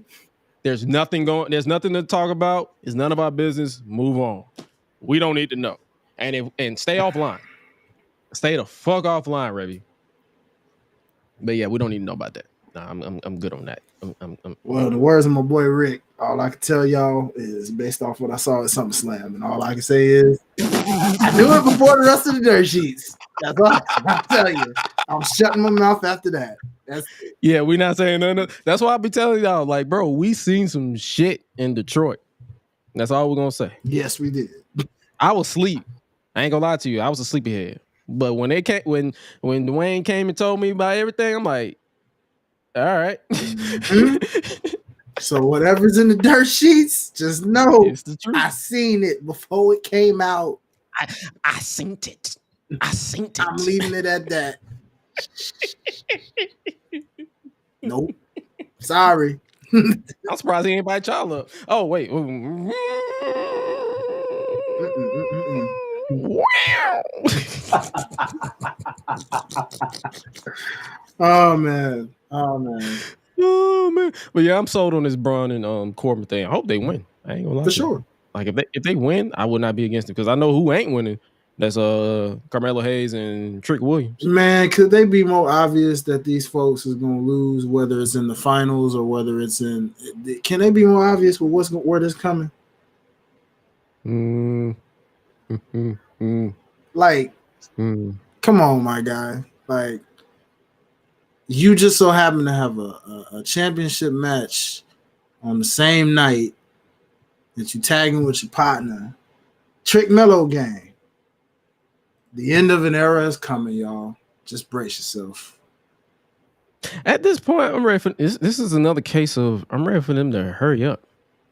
Yeah, I mean, at this point, because we see clear as day that clearly Mello is on SmackDown now, like officially. So, in a way, yeah, I wouldn't be surprised if he pops up in the Royal Rumble. Which is also weird because, my guy, why are you still on NXT at this point? Just to finish this storyline, it looked like, because, bro, you already on the main.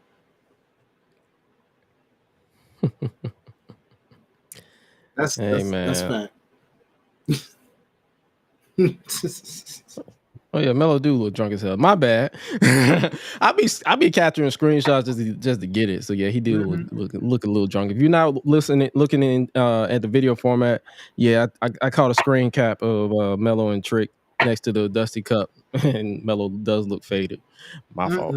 But yeah, man, it's obvious. It's obvious what they're doing. So hopefully, I'm just ready for them to get to that point. That's why I'm at with this. Right there with you, brother, man.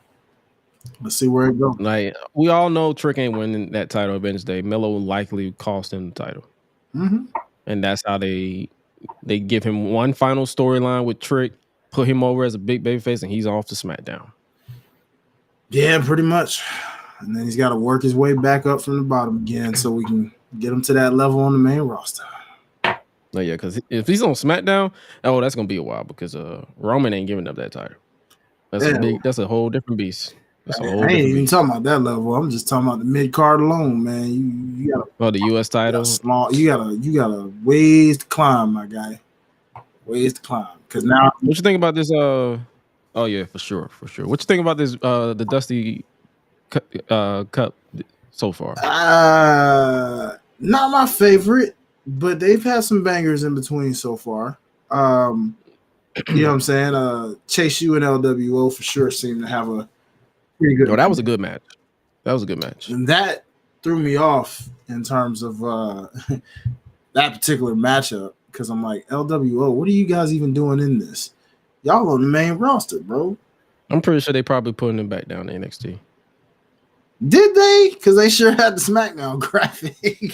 They ran out of tag teams is what it was. Yeah, they just got bodies. They just put bodies down. Yeah, they were like, yeah, we're just gonna get LWO down here real quick to fill some blanks, you know. Yeah, so I'm pretty sure they'll be back on the main roster, feuding with Legado because that's a faction. So they pretty much. Oh, I pretty much understand. So Triple H got Humberto Carrillo and Angel Garza. So they was like, we need a team. So here's LWO. They said we're gonna get them. Yeah, it makes sense. I you know, kind of getting tired of the smiley Zelina.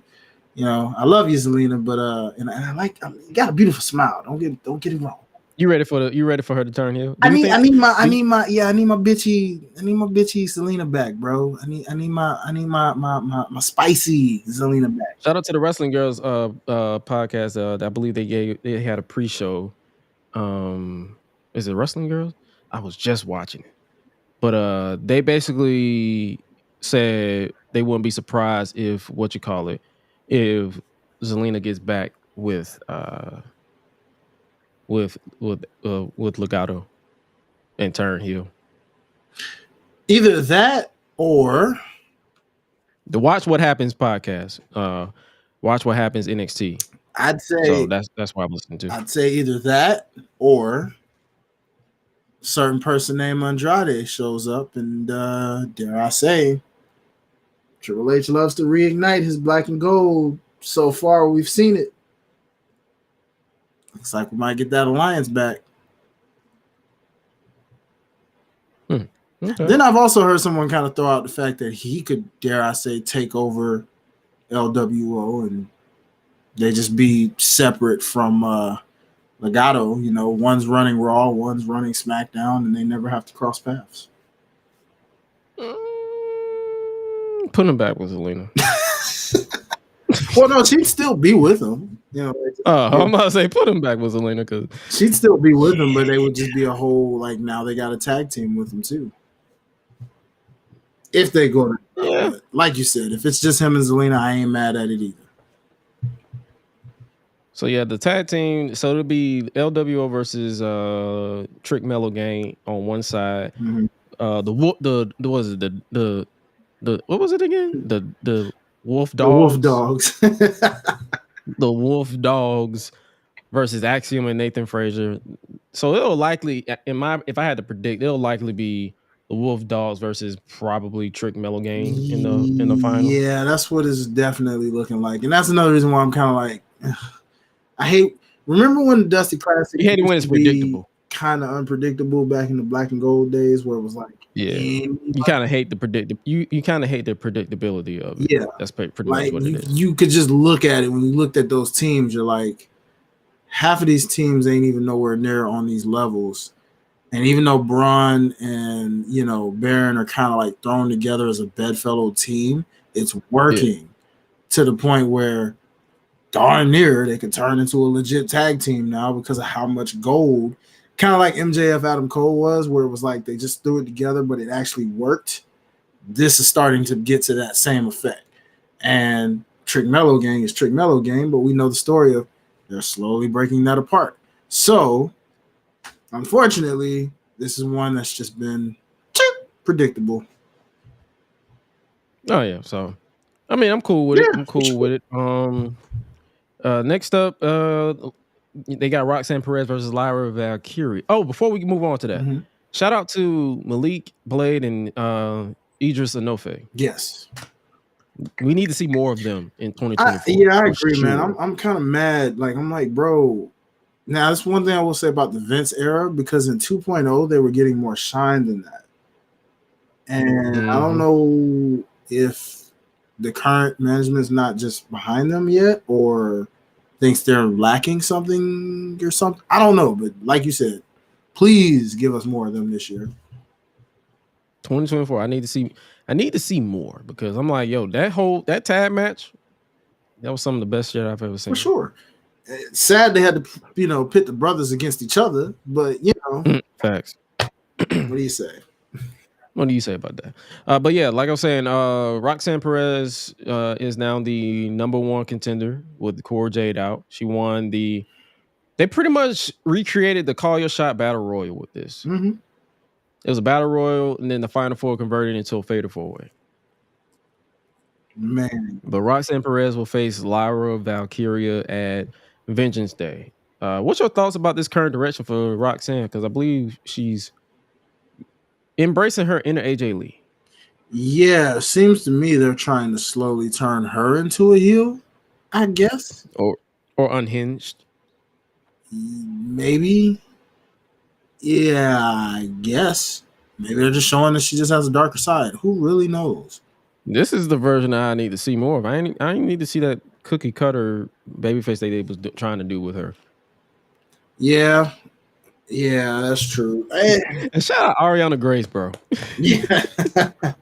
Hey man, I'm loving her, bro. She's the apple won't fall too far from the tree with that one, because she is comedic just like her father, man. I swear, she makes it work. But yeah, Roxanne, yeah, man. I like the fact that they're slowly giving you again with the Cora Jade unfortunate news. It looks like she's, like you said, just next up. with this edge. Like I said, if she's not going heel and they're just giving her more edge, then it's gonna be interesting to see because she wants that title back that she technically never lost. So not by pinfall anyway. So yeah, this should be very, very interesting. Oh, yeah. Ken said he liked the cookie cutter Roxy too, man. It's like in ring wise, yeah, I love her, but it's just like some of the promo material they were giving her wasn't my cup of tea. So that's the only reason why I said that. Legit. What do you think about this JBL and was it Brooks Briggs interaction? Not surprising. You know what? They have their JBL 2.0. If you think about it, they tried this with him and Corbin, and it just didn't work. But he fits that mold a lot better. If you look at them, they're eye to eye, so he's about the same exact height, same kind of similar build, has that same. It's just the aura he gives me, JBL vibes. So JBL training him, mentoring him, yeah, I could see where that ends up turning into a thing, and this actually works. He seems like a darn near illegitimate stepchild or something of this guy. Like it's born for him to be in that new role. So I'm looking forward to seeing where it goes. Shout out to Public Enemies podcast, or probably Ben or Graham, where they was like JBL gonna have him patrolling the borders by the end of the month. Yeah, you're the new trainee. You're gonna build the wall. And you're gonna throw him over the border. You know what I'm saying? Yeah, you're gonna do it all. But nah, hopefully it's a good deal because, like I said, it was fun. Like it's an interesting situation where they do, and hopefully they cook with that. Speaking of what's going on, Joe Gacy, the hell they doing with him, man?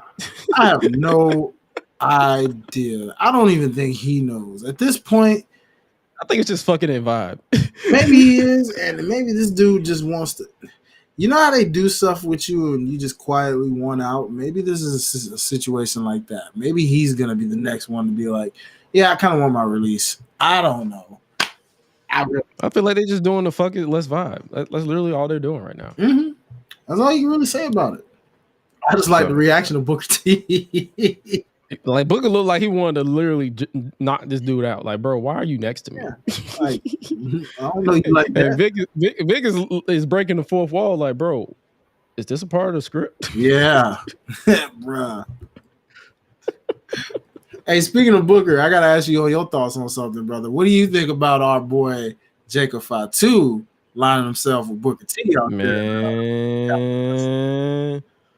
Oh yeah, man.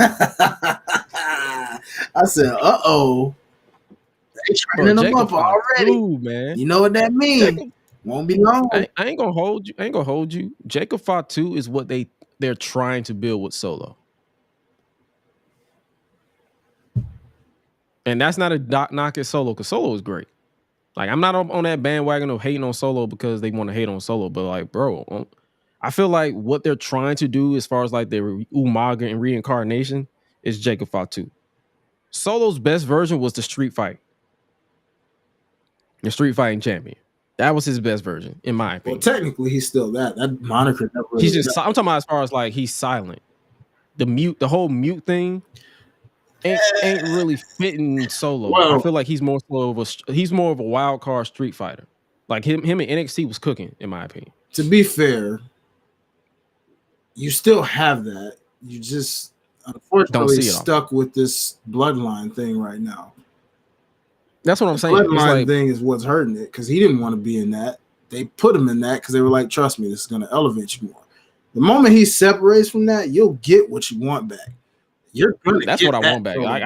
I like what he's doing now. I like the whole enforcer thing, but I feel like he'll be better when he's by himself. Oh yeah, no doubt. Because that's and if anything, Jacob Fatu come to WWE, he should not be in no bloodline. He should be against them. He should be rogue.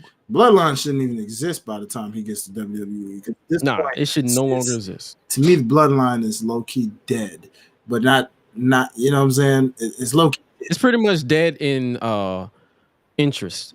Now it's just let's vibe until we get to WrestleMania. Yeah, like pretty much. It's like at this point, it's just we're just waiting on Roman to lose the title because once that happens, that's it for the bloodline. Like that's it. In terms of stable anyway. Yeah, So- the bloodline ain't going nowhere. Oh, we know that. Yeah, no, heck no, not at all, bro. That is like trying to kill a zombie. It will come back for more and more. More and more. Trust me. You are stuck with our ass. Is what is happening right now. That's what we're stuck with. Yeah, they're immortal. There's no doubt about that. But yes, I agree, man. We'll see how that plays out, man. We're gonna see what happens. Last thing we'll say about NXT. What you think about this Tatum Paxley and Lyra Valkyria story? Weird.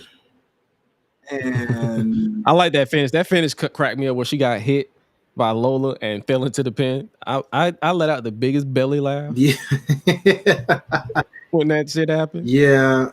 I don't even know how to tell you, brother. It's just one of those things where it's like, okay, the look is interesting, but She's basically Mickey James. Yeah, this Nikki Cross like vibe I'm getting is interesting. Nah, I ain't saying Nikki Cross. I'm like Mickey James. Remember Mickey and Trish? No, I heard you. I said this. Is it Nikki? Is it like a mixture of both? It Mixture probably of both? is because remember they did this with Nikki Cross first.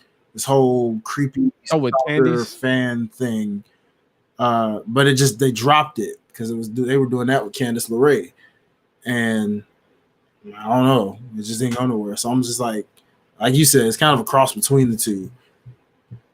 I like it a little bit. I'm not hating on it. Oh no, I like yeah. I mean, hey man, if it works for her and it's getting her TV time, by all means, bro.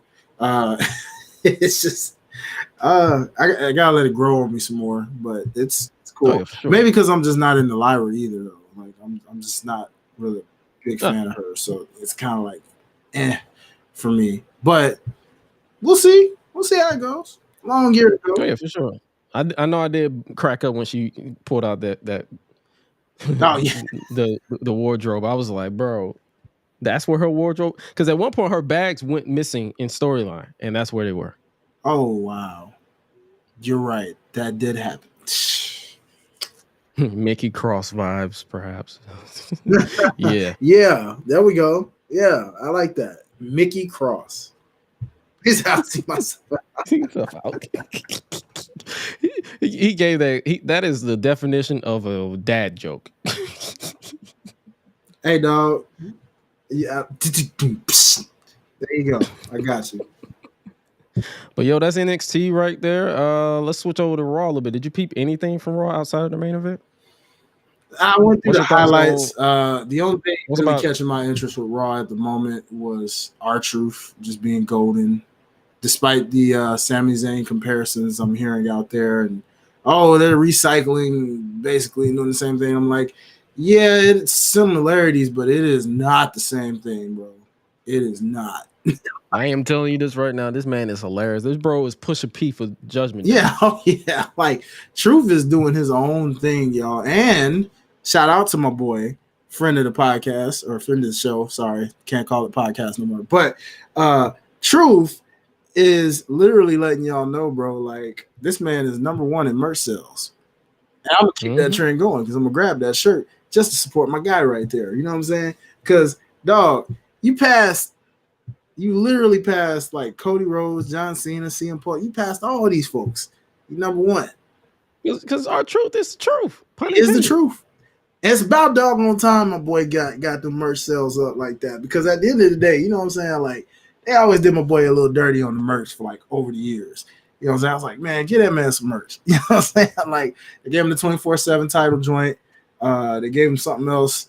Back in the 2011 days, he had like a couple of dope conceptual shirts, but again, he was kind of like in that mid card area, right? But like then the little Jimmy era, he had like a little Jimmy shirt.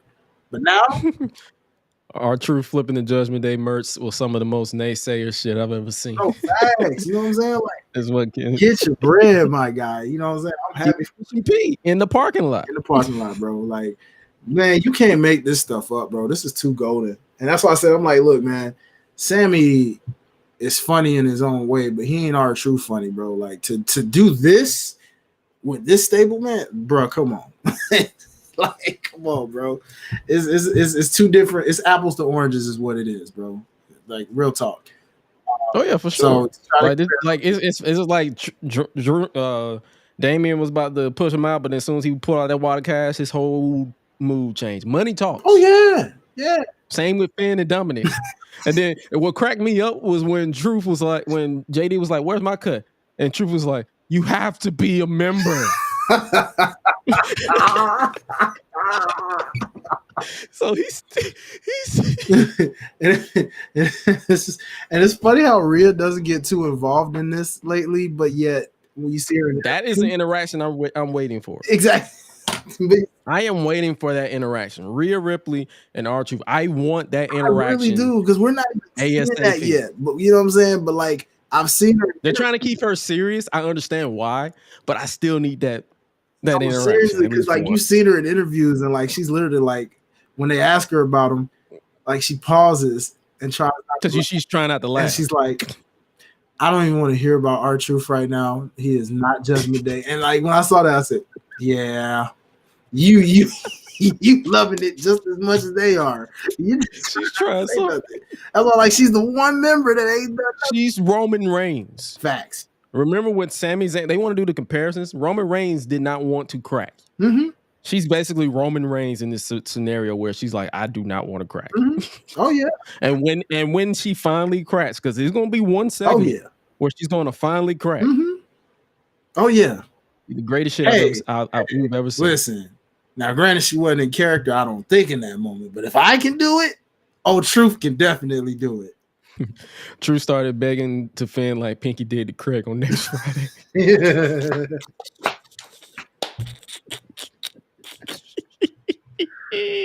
Oh boy.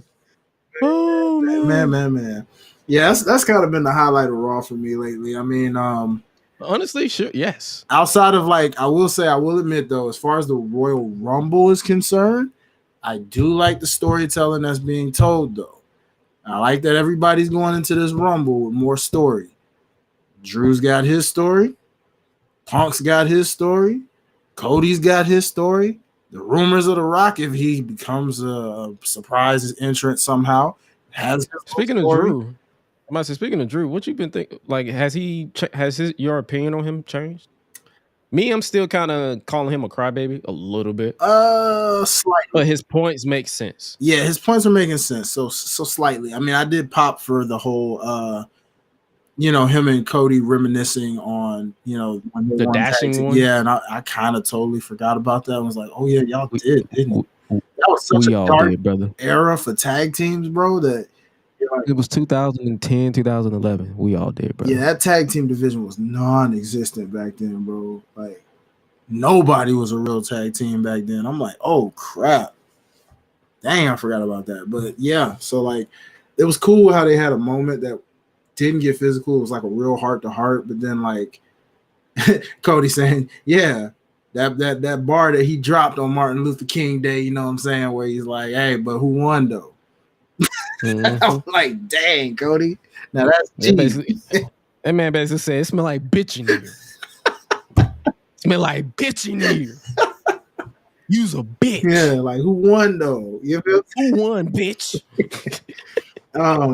Another thing I got beef with on this Monday Night Raw, and that's probably why I didn't really watch it. It tuned me out. I got beef with you, WWE. I got real beef with you, bro. How the hell you gonna have a Monday Night Raw with no on MLK Day, but you showing Ludwig Kaiser beating up on Kofi on Martin Luther King Jr. Day, bro? Xavier Woods. No, because they showed the replay of what he did to Kofi. Show that. Let me not interrupt you. Let me let you get your shit off. Go ahead, bro. They showed the replay of what he did. You gonna show the recap of that on Martin Luther King Day, and then have him try to throw a chair at Xavier Woods while proceeding to do such a thing on Martin Luther King Jr. Day. Nah, bro. No, I got beef with that, bro. Black people supposed to be completely untouchable on that day, okay? I ain't see a black wrestler the first getting, you know what I'm saying? If it wasn't for that hero they called Jey Uso, who was an extended part of the culture, saying, nah, bro, not today. Yeah, You ain't doing this today, bro. Gone somewhere. My boy said, nah, you ain't beating up on Martin. Speaking of that, you think they're using that to build to Jey Uso versus Gunther? Oh, certainly.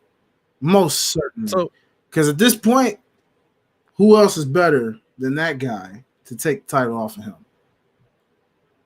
speaking of Gunther, he declared for the Royal Rumble. I ain't mean to interrupt your rant because before we move on to Gunther, Xavier Woods got his lick back though. He actually went beast mode for Kofi. He had to run it back. He tried to kill like Ken said. He said, to be fair, Xavier tried to kill Kaiser by throwing the steel steps directly at his head. So that brother, he forgot where he was. So True. But still, they at least he stood tall. At least he stood tall at the end. Let's go with that. that's true. At least he stood tall because they could have easily had him get dismantled by Kaiser. Mm-hmm. So That's fair. That's fair. So we're gonna give him that leeway a little bit. Just a little bit. But yeah, Gunther, he declared for the Royal Rumble. What's your thoughts on this? I think this is what's going to probably set up him and Brock Lesnar, believe it or not. That's my thought. I really do. Is that something you're interested in? Hell yeah. Okay, then. So It's like, why wouldn't I be? Because think about it. He out there like, okay, what did he make known? He said, I was number one and I darn near won the thing, right? So what if they do that again? You don't think? Like, let's book that a little bit. Right. Okay. So Gunther starts off at number 1 or number 2. Like he's basically kicking off the Rumble. Mm-hmm. And they get to like say 15 and Brock Lesnar comes in. Mm-hmm. And they have a standoff. And then it gets down to like the final 5 this time. I wouldn't put Gunther at the final 2. Have it at the final 5, and then Brock is right there and he eliminates Gunther. And that's your WrestleMania match. Go. And I saw some people was like, well, Brock is going after the Intercontinental title. The way Gunther they've been booking this Intercontinental title, the Intercontinental title is damn near more important than the World Heavyweight title. On some real shit. Yeah, I almost say more important than the Universal title. Well, yeah, because Roman ain't never there. But you can really debate those all 3 of them titles right now. Really debate them if you want to. Seth's bringing the work ethic. Roman has the record, the longer record, and he's got the record, but he's also there every week. So it's kind of like, well, so like you can debate those 3 titles right about now on who's got the number 1 spot. But yeah, no, that's exactly what I was thinking. More than likely he's going to get eliminated by Brock because realistically, you don't want to see Cody do that again. Punk could do it, but it wouldn't make sense. So I feel like the Rumble, and this is slightly going to go into our predictions for next week's show, because next week's show will be our preview and predictions for the Royal Rumble. I can see them, whoever eliminates Gunther, that's your WrestleMania match. Oh yeah. So if it's not Brock, Jey Uso. Yeah, Jey Uso. Yeah. The only thing stopping that one is the inevitable mashup of still wondering, will they do him versus Jimmy? Because there is still some. I feel like that ship is sailed. Like Jimmy is back to being a joke. Not even a joke, more so like he's back to being the side man. They will literally have to make Jimmy cook for the next, January, for the next 2 months straight and not take pins. Because the difference between what they're doing with Jay and what they're doing with Jimmy, Jay has not been pinned. Which is in singles matches. He's been pinned in tag matches. But as far as like singles matches, as of late, he's been winning. Yeah. I mean, if you're gonna do that with Jimmy, that means you just can't put anybody against the bloodline at that point because you ain't pinning Solo either, like that. So exactly. Somebody's got to take the fall. That's what I'm saying. So it's like they will have to So put it this way: if it's not, so if Jimmy eliminates Jay, that's your match, and that leaves Brock eliminating Gunther. If Brock doesn't eliminate Gunther, Jay has to eliminate Gunther, in my opinion, and that's your WrestleMania match.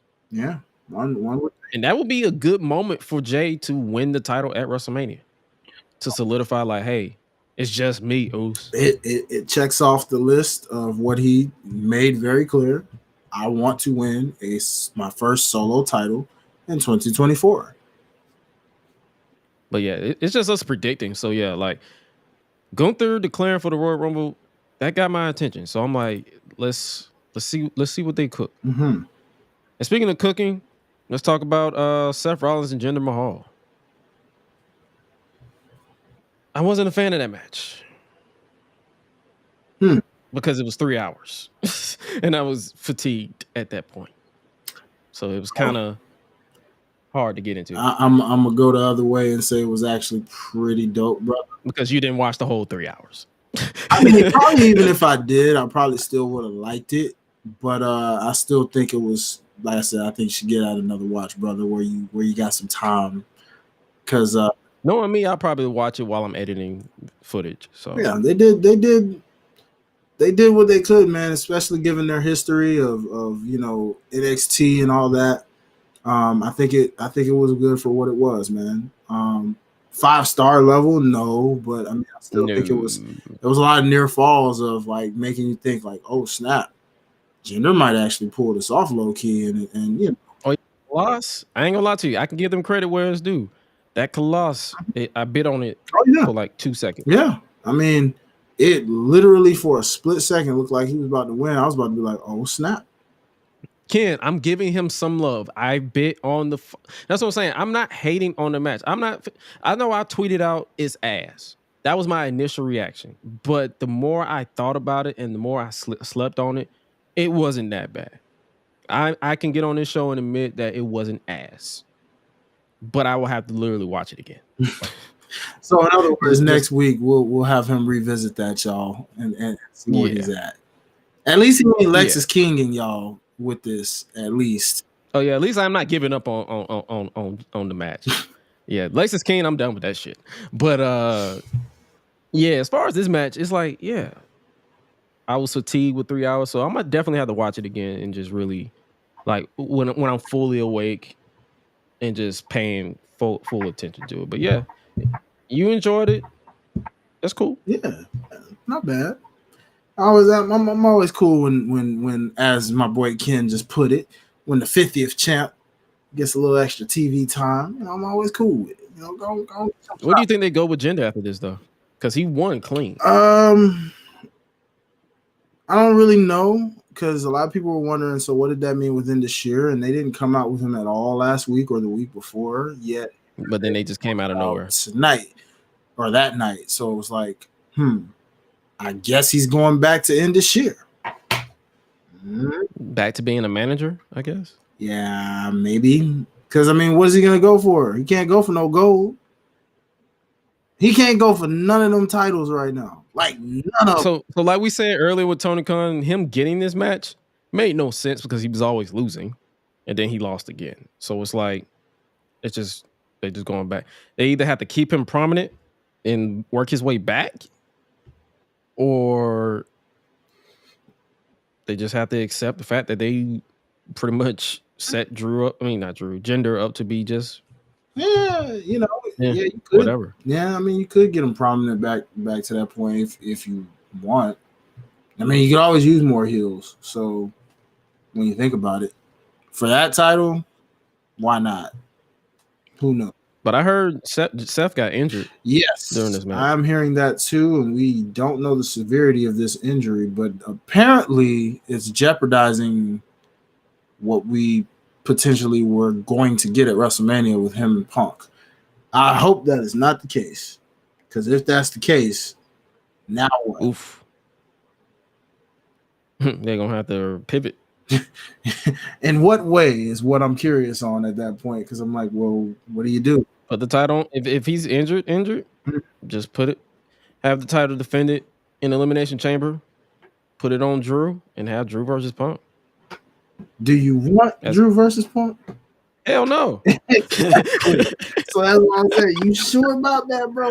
I'm just throwing a name out there. Is what I'm saying. So hopefully that is not the case. Hopefully Seth is good to go, good to cook at WrestleMania, because all that teasing will be for nothing. Yeah. And that promo he cut on Punk will be for nothing. Yeah. So hopefully it's something, or if this is the case, if he's supposed to defend his title at the Royal Rumble, scrap it. Let him heal up. If it's not serious. I agree. I totally agree with that. They said he was able to walk, so I hope it ain't serious, says Ken Lewis. So yeah, hopefully it's not. Can't always trust that, Ken. You know, we've seen people walk on. Charlotte kind of walked on her injury. Nah, she couldn't walk. They had to help her back. Yeah, she still walked on it though. She still put weight on it. Because when it's all gone, you still be able to put weight on it what you can anyway. Oh yeah, we also saw Rue make her TV debut casually on Raw. You didn't watch Raw, but yeah, she pretty much he walked in with her on TV. She's a mixture of him and Becky. 75% him though. Well, hey, that's always fun, you know. Oh, but yeah, that was adorable. I guess speaking of Becky, there was that too. Since we yes. Before we forget, how can I forget? What was that? They're teasing Becky versus Rhea. Yes. Fun promo. Interesting twist in how she ended that, because I wasn't expecting her to say that. I think you might be better than me. I was like, whoa, okay, whoa, okay, that was subtle, but do you know why they did that? Huh? Here's the story. You know how Nia Jax says she made the man, right? She was confident going into that match that she would beat Nia Jax. The woman who made you beat you with a punch. Your confidence is shook. Mm-hmm. So her going into this saying, I think you're better than me, her confidence is shot a little bit. She's not saying you're better than me. She's saying, I think. So I have to win the Royal Rumble to prove, to get to WrestleMania so that I can prove to you that you're not. So it's John Cena when he lost to The Rock the year after, is what you're telling me. Basically. Where literally John Cena had to go through a whole gauntlet of battling his own confidence just to get back to that point. Basically. Are you a fan of that? Yeah, I've seen it before with her, because she was that way when she was a heel, remember? Yeah, with Bianca. Yeah, we've kind of seen it before a little bit. But I mean, I guess if that's how they want to build to it, sure. Here's my thing, though. Do you want Becky to be the first woman to win a Royal Rumble twice, seeing as how she's already won the Royal Rumble before? Yeah. See, here's my thing. Here's how I can see it going. They can go this way. Becky doesn't win. Which is what I was thinking. Bayley wins and have her story with Damage Control, while Becky goes through Elimination Chamber. I wouldn't be mad at it, because Bayley winning makes more compelling of a story. Just like you said, because that whole big. Because she can literally. Because I know a lot of people was like, Bayley, they're setting up Bayley to get turned on by Damage Control. I can book it like this in my mind. Bayley wins the Royal Rumble, and she pulls a Batista in 2005. It's like, yeah, I'm gonna go after Rhea. But then she was like, nah, I see y'all plotting against me. I'm gonna go after you. And turns on the entire Damage Control. And then and that can turn her babyface. And then, dare I say, that's where you can potentially have her having backup. Because remember, she literally said in that cryptic story, I always have a backup plan. Next thing you know, Mercedes, Sasha Banks. Yes, y'all. So fresh, y'all. Snoop Dogg and Sasha Banks, she the best, y'all. It could be her and Naomi. They got her back. Next thing you know, I got backup. You know? So yeah, because Io is undefeated as women's champion. She hasn't been pinned. She hasn't been beaten for that title. So the story tells itself. She got pinned. She ain't been beat, bro. But you're right. I'm talking about when the title's on the line. No, I mean you just said pins. That's why I was like, she's been pinned. That's why I corrected myself. As women's champion. As women's champion. As women's champion. For that aspect, sure, for now. But so yeah, that's what I'm saying. There's multiple ways. They could just give Becky the Royal Rumble, but then that would be real predictable. Yeah. But the unpredictable way would be Bayley winning the title, and they go that route with the story. If you have to pick, I would rather it be Bayley. Me too. Honestly. Me too. Because I don't know anybody else right now that's just really deserving. I mean, it's kind of wide open for the women, but at the same time, it just makes more sense with Bayley right now. True. So yeah, that's the route they're going with Becky and Rhea. So it's all about let's see what they got, what they're gonna cook. Mm-hmm. What exactly are they going to cook? I believe that's all I have for Raw. Pretty solid show. 3 hours is just way too damn long. Yeah. Meanwhile, SmackDown just continues to just cruise on by. You know what I mean? Oh yeah. So I guess we can switch over before we get up out of here. AEW. Let's talk a little bit about what's been going. All Elite's wrestling. Adam Cole is the devil. So what are your thoughts on the Undisputed Kingdom thus far? I like the shirts. Nah, for real. I mean, I guess it works for the most part. I mean, they're friends. They're all friends. I've heard a lot of people talk about they like Mr. Adam Cole here in the whole chair thing. They talk about getting him in a throne and having him bark out these orders and all that. So, I mean, you're a real tough guy being in a chair, you know what I'm saying? Talking and letting them know what's going to happen. Now, I think the Wardlow aspect of things is interesting. This whole planting of the seed of you're going to win the championship. And give it to me. Give it to me. And I'm like, the more he says that, when we keep talking about Batista vibes all day, well, shoot, you can't get more Batista than that. And how many Batista moments has this guy had? They really gonna have to, if they do that, go that route, they really gonna have to sell me on that because I don't check that on Wardlow. I don't check the hell out of Wardlow. I'm over it. I don't blame you, homie, because I mean it's like enough's enough, bro. Like how many times did you drop that TNT title? 3 times. In fashions that was like, why? Why? We watched the product, so you can't say we hating. We literally watched the show. Oh, yeah. I mean, more power to them, man. If they're based off what they're speaking into existence, it sounds like they're basically telling us not if, but when homeboy gonna win this heavyweight title. Yeah. Now, I just hope that ain't affecting Swerve winning this heavyweight title. You damn sure better not do that. That's all I'm saying. Big pressure. Black History Month coming up, y'all. So I don't know if you're trying to have Swerve win them in that month. Might be a little suspect if he did that. I don't know. Yeah, it'll push the button a little bit. Yeah, just a little bit too on the nose. It's like, bro, okay. Yeah, exactly. So I'm just saying, whenever Swerve does it, let him do it. Let Joe have a actual reign. And then put it on. But I'm not saying a year-long reign. Like have it, like that's one thing Tony Khan needs to get out of the habit of is year-long reigns. Just let them cook. That's it. Agreed. Yeah, Joe. We'll see how that happens too. Because I like Joe as champ. I want him to have his moment for sure. It's just weird. Their title picture is crowded, but crowded in a good way, but also kind of like, dang, man, like it can go either way. Yeah, like how do you book this? Like I do that with his women's division. Whole nother subject for another day. Now let's talk about it right now. I need you to do that same thing you doing with Joe and Hangman and Swerve and all these people with your world title division. I need you to do the same thing. I'm tired of this whole nother conversation for a whole nother day. Now, bro, you need to hear this now. I need you to have it where me as a viewer can look at this match or who's the champion now? Tony Storm. I need to see a Tony Storm face to face with a Mariah May or a Deonna Purrazzo or all these other people. And speaking of Deonna Purrazzo, if you out here body shaming Deonna Purrazzo, fuck you. Point blank. Stop. Just stop. Stop. Just stop. Yeah. But it's like I need you to be consistent.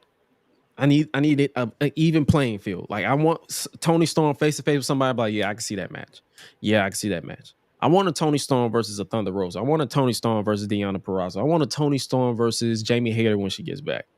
I want these people. I need that. I need that. I care for these people, but I need you to care.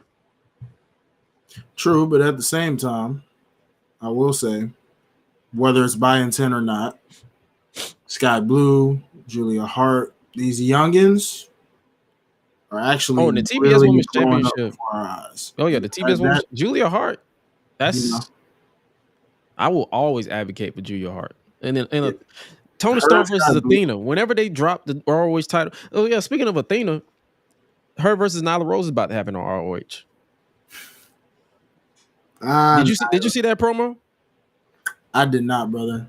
I need you to check that promo and get back to me because that shit was hilarious. That was one of the greatest segments I ever seen in my life. Wow. Nyla Rose attacked her. Like she was talking, Athena was talking her shit, and then Nyla Rose snuck up behind her. Surprise, bitch, and just attacked her. That shit, I bust out laughing so freaking hard. I was not expecting the laugh that exit my body. Okay. That's how hard I was laughing. Well, Nyla's good for that. Nyla's real good for that. Yet another darn shame in how her booking's been. So much. It's like that's what I'm saying. It's like once he gets consistent with the women, or at least give the book for the women to somebody who's competent. You have Madison Rain on the staff. Give her the book. Hell, reach out to Impact and get Gail Kim or somebody. Get somebody who hell. Mickey James is over OVW. Get her. Shit, I don't care. Get somebody that understands. Like if you don't care, give it to somebody who do. Nah, I agree because that division is heating up. Queen Aminata finally signed. Mm-hmm. Shout out to you. First African-born woman to be signed to a man. You did her. Have they used your theme for her on AEW, or is that or is that? Oh no, that's Trish Adora. Oh, Trish Adora. Sorry. Who also wrong person.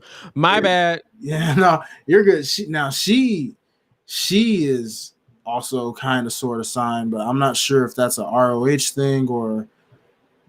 So that's kind of we'll find out about that as time goes along. But yeah, man, I'm excited to see what happens.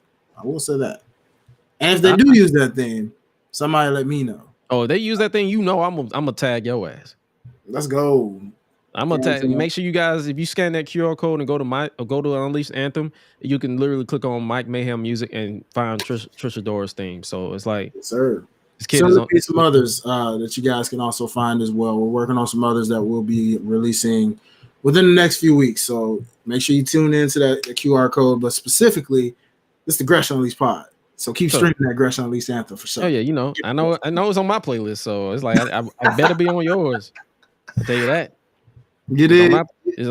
But yeah, AEW, it's so many moving parts that it's like I feel like once they get the whole online shit under control. They should be good, in my opinion.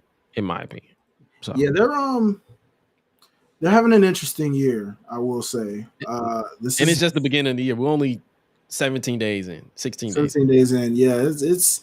I'd like to see what pay-per-views we're gonna get.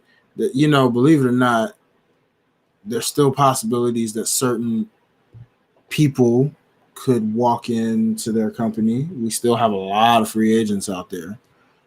Not that we need to focus on that, but I'm just saying in the event of, for whatever reason, oh, look, so-and-so is here, right? Now, if you're going to target some people, go after some of the women. I don't know if there's still any women free agents out there. I mean, they got some people from Stardom, Julia, true, all them people, but they're not interested in Julia, so who knows? Yeah, we'll see what happens. I can't really comment on that because I don't really follow Julia like that. I don't follow. No, but she did have a killer match with Trish Adora the other day. Oh yeah, for sure. On Battle of the Valley. Yeah, so she's out here. I'm not sure if WWE's still showing their interest in her. They probably are. Yeah, I was about to say I think they were trying to get her. So we'll see what happens. We'll see what happens. But I want to know how things are gonna be without MJF for looks like about a year. I'm here. Oh yeah, because he's injured. Yeah, so like that means we're gonna go a year without. You think you're gonna care about this Adam Cole MJF storyline? Hell no. Me personally, no. No. I was already on autopilot before they revealed him, so it's like. But the only reason why I'm giving it hope is because I'm a fan of Chuck's or Adam Cole. So, but Dynamite on Wednesday is looking pretty interesting. You got Deonna Purrazzo versus Anna Jay. Ooh, okay. That's gonna be a heater in my. I already know. I know Anna Jay is not really a hooper, but knowing Deonna, she's gonna bring out the best in her. Man, and Tony Storm is gonna be on commentary, so you already know that's gonna be an acid trip. Oh boy. Okay. You got Bullet Club Gold, Jay White and the Guns versus Gates of Agony and Brian Cage for the ROH World 6-Man Tag Team match. This shit right here is annoying me. Why are they on AEW going after ROH World 6-Man Tag Team titles? What about the AEW 6-Man Tag Team titles? Oh, because they're trying to form an alliance. Yeah, but still, isn't this also wild that they're suddenly babyface out of nowhere now? I think because of the Undisputed Kingdom attacked them. That's always a weird line with me, though, when you have stuff like that and you're basically saying that, well, okay, this is happening, so you guys are basically going from being healed. I guess they figure since the crowd loves Bullet Club Gold, we're gonna just turn you babyface quietly. Kind of like what WWE did with The Miz, where it was like kind of like, wait, he's a baby? Okay, that was weird, right? Like it's just kind of like weird to me. But hey, let's rock with it. Ken said, I don't know if I want to make the hour-and-a-half drive for this card hike. I believe they're gonna be in they're in South Carolina. Yeah, Ken, I would. Wait, what part of South Carolina? North Charleston. That ain't too far from me. I don't know. Maybe. I don't know. I have to think about that one, dog. I don't even know. I have to think about that one. We'll see. What's on the word on YouTube? New Bullet Club Gold theme debuting too. Are they gonna have a new theme? I gotta pay attention to that. I'm this podcast is mainly music too, because we both in the entertainment industry. So for sure, I'm gonna definitely pay attention to that. But yeah, this match, I guess that's all I can say. Yeah, no, straight Will up. they lose? Likely. Yeah, who can afford to take a loss here? I guess it would be them because, I guess Bullet Club Gold would win this. I guess. Who knows, man? Honestly, we'll see. Yeah, we'll see. We'll see. Dustin Rhodes versus challenging Christian Cage for the TNT Championship. Dustin, man, hey, bro. Props to you, brother. That's all I can really say. I believe they say he's on his way out, like he's retiring soon. So that's probably why he's getting this renewed push all of a sudden. I can believe it. I mean, the brother been in the game a hot minute, man, and at this point, your brother nearly 40 years, I believe. Yeah, your bro's doing his thing. He's the face. It's time, bro. You did everything you needed to do. You know what I'm saying? You tagged with your brother. You won gold with your brother. You fought your brother. Yeah, which is still one of the best AEW matches of all time, in my opinion. Legit. So, yeah, I mean, if he's riding into the sunset, no better way to do it than against this a-hole. So that's the patriarch. By the way, that's another thing. The dick in him that is literally like doing kill switch this way is hilarious to me. Bum ass name. Like, really, bro? His name is the Unprettier. Like, you really gonna just ignore my guy that helped you win that title back? He's a dick. That's the point. Man, if Edge's prophecy ain't coming to life, I don't know what is. It's gonna start with him, and then because I agree, man. It's like what I'm hearing on TV. Like this, they're basically just brainwashed. They're just a brainwashed cult that he is leading, and they have no idea. Like, bro, you do realize he's showing clear favoritism to brainwash people. Yeah. So, Oh, Ken said he only traveled I to don't see blame you for that Indiana one. and AJ. That's it. I don't blame you for that one, brother. I do not. I do Yeah. not. So if Dustin's on his way out, hey man, this will be a solid match. But they're pretty much building to Adam or Edge getting a rematch. Mm-hmm. Because he won. We didn't talk about that when we was catching up. He won the TNT title for like 6 minutes.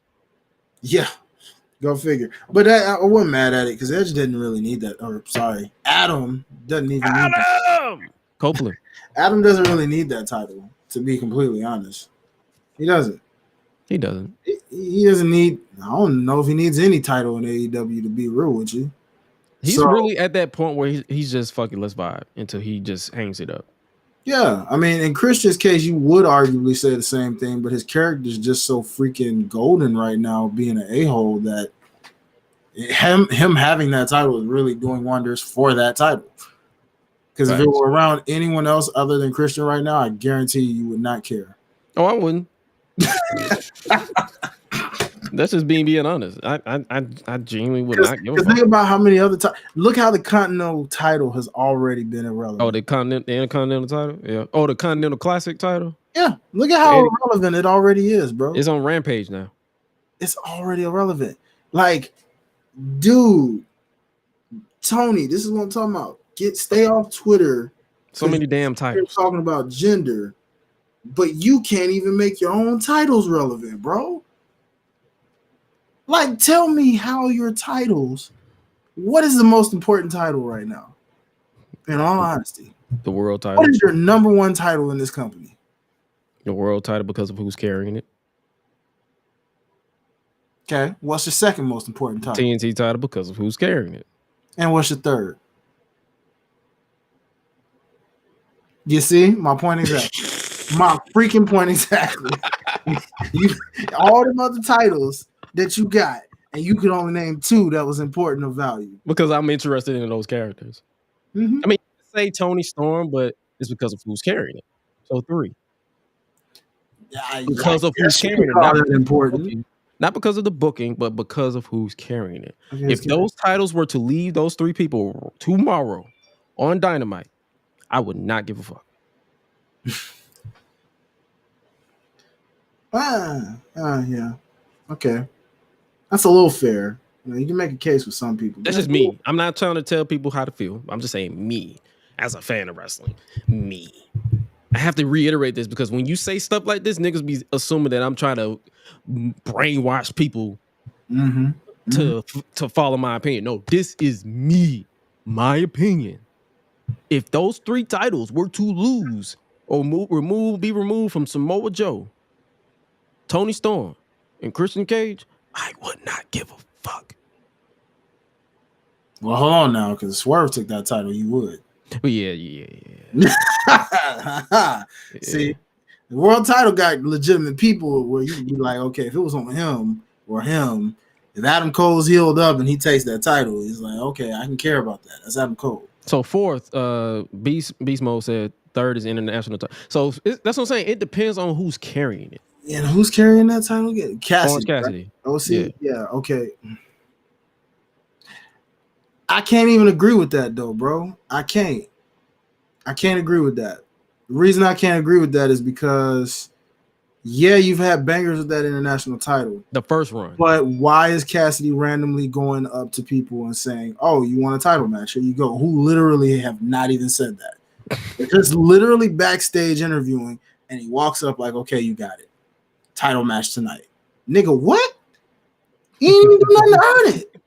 So I can't even give you that, bro. Like, I was gonna let that slide because I had to think, and I'm like, nah. See, when him and Moxley had their match, and before the stuff happened to Moxley, yeah, Baby Sweet, what up? What up? Hey, what up, girl? I appreciate you. She said, I know I'm only invested in the titles based on who's carrying. Like I said, if those titles were on anybody else. But see, that's the thing. Are you interested right now in Orange Cassidy with this international title? Oh, absolutely not. I don't care. I praised his first run with it. Exactly. until he dropped it to First Moxley. Those 2 matches were 2 of the best matches I've ever seen from both men. Mhm. And I've seen quite a lot. But in this iteration that we have right now, where he's just randomly going up to people like, okay, you got it. Here's a title match tonight. Thank you. That's all I need to know. See? Are you interested in the Acclaim being your freaking Bro, champion? I be forgetting they those champions, bro. I be forgetting they champions too. I got a picture with them in Detroit, but it's like, goddamn, I be forgetting y'all champs. I be forgetting they champs too, and that's what I'm saying. Are you interested in the Acclaimed? Are you interested in Eddie Kingston still? Probably the character, but are you interested in the title he's holding right now? She said I wasn't invested until his match with Mox started. So that's what I'm saying. Some people were invested from the beginning. Some people were invested towards the end. So it's like, that's what I'm saying. They're not giving us anything to like really get invested in. And I'm not trying to bash the company. I'm just giving you, say, hey, give me more reason to give a fuck. No, facts. The AEW title.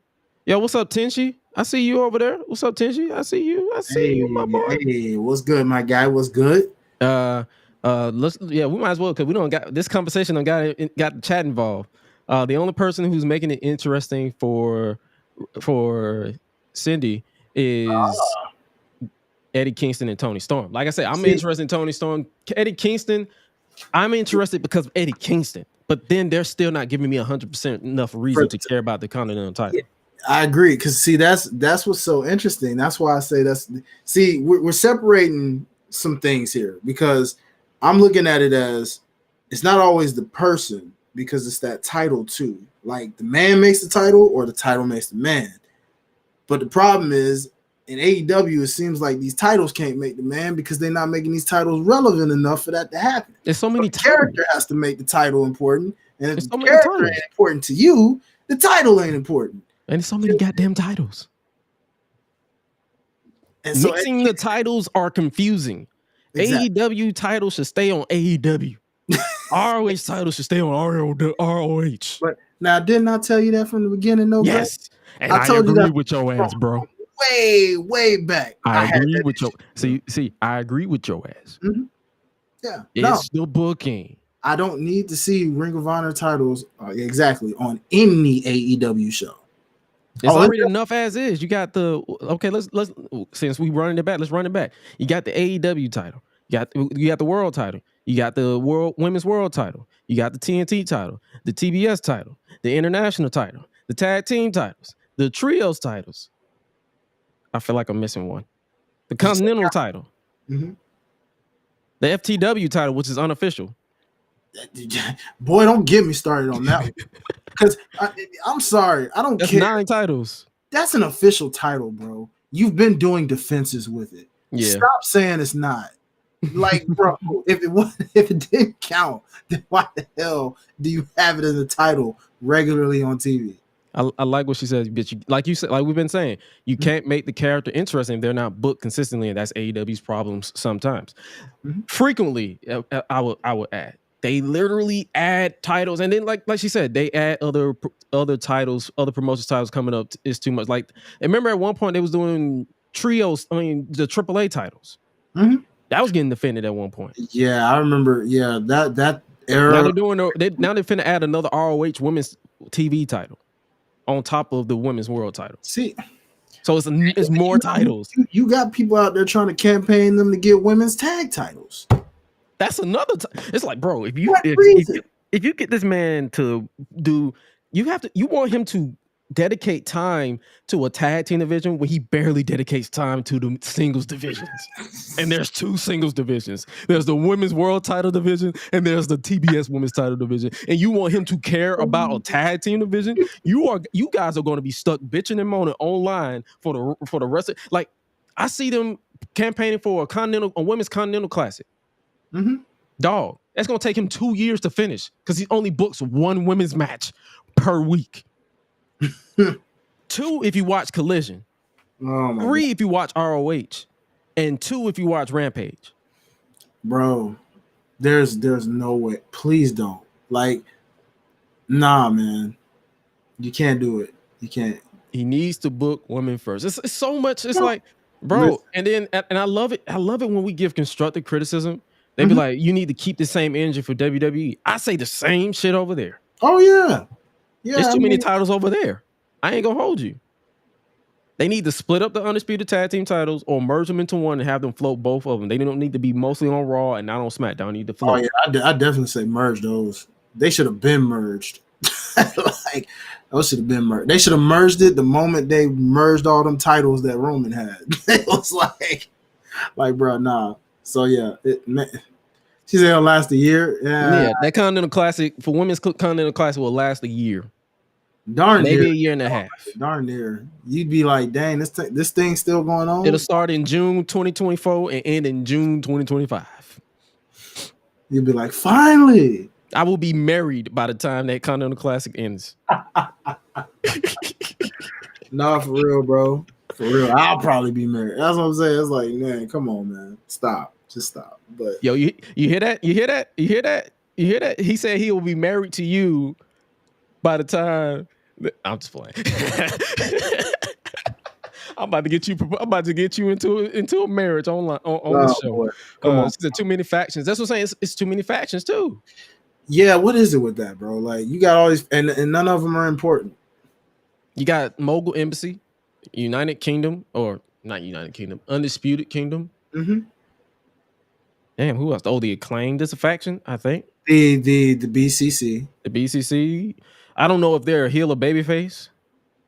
They're literally white boys in black that's just vibing. That's pretty much it. Yeah, nobody knows, bro. That's the problem. We don't know. Yet they have the nerve to say, "Oh yeah, Daniel Garcia should totally be in BCC." Oh to do what he was doing in Jericho Appreciation Society. You know, at this point, I don't even know if we should say that nigga's name right now. That's another thing. Yeah, that's a tricky situation. It is a tricky situation. I mean, I ain't gonna lie, that Battle of the Belts tag team match they had was kind of fire. I ain't gonna hold you. Didn't get a chance to see it, but I saw where they basically was playing this nigga's theme all through the dog. Oh, you talking about that brawl where they playing his thing and then they piped in crowd noise? It's like, bro, just this ain't gonna go away. It's gonna be a while before that shit goes away. Mm-hmm. So stuff like that. Man. But yeah, it's so many things we can complain about with AEW, and it's like it's starting to get to the point where it's way outweighing the good, and it's a lot of good. There is. It's a company. That's why I want this year to be a turnaround for them in some ways of, you know, what we keep seeing and what we keep hearing of. You look at AEW from the first 2 years, and you look at it. The first 2 years was hard to get through. Some of it was terrible. But not as terrible as what you got right now. That's what I'm saying.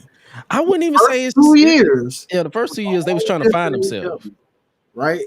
A whole different. They weren't focused on, oh man, WWE released this person. Let's go ahead, bring them on in and make them the hottest commodity, only to drop them like 2-3 weeks later and forget all about them. Right? It was like, no, we are the alternative to that company. You forced WWE to step their game up, much like WCW did in the Attitude Era. Don't lose that focus. And yet, somehow, now you're trying to keep up with WWE again, where you're tweeting because, oh, Jinder Mahal's got it. What do you care? He don't. Why do you care? Why do you care so much? Focus on who you. Oh yeah, because every time you be catching his interviews is always, well, WWE nigga. If you say WWE before you answer the goddamn question one more fucking time, I will take your nose, twist it, and punch you in the throat. Facts, bro. Like, come on, man. Come on. Just keep doing what you're doing, bro. Like, we got. Ken said the first year and a half was hilariously terrible. That's what I'm saying. It was hilariously terrible. Like, they was trying to find themselves. So I was fucking involved. But it's like, bro, you're like, what, 5 years in now? Mm-hmm. Like, come on now. But you still had golden moments even in some of the terrible stuff, though. You get what I'm saying, guys? Like, if you go back and look at some of those feuds you had the Kenny Omegas. The tag team division was actually a tag team division. Oh, yeah, because they won Tag Team of the Year for 2020 or for our End of the Year awards. You didn't have that many titles congested It was literally world title, tag title, and women's title. And the women's title. And then they eventually brought in the TNT title because of Cody and that stipulation. Exactly. Because that's the reason why the TNT title is because Cody couldn't go after the world title that he booked himself into.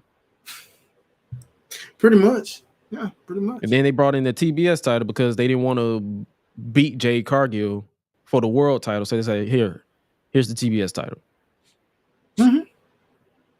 And then since then, it's just been a domino effect of here's a new title, here's a new title, here's a new title, here's a new title. Well, my god dang, bro.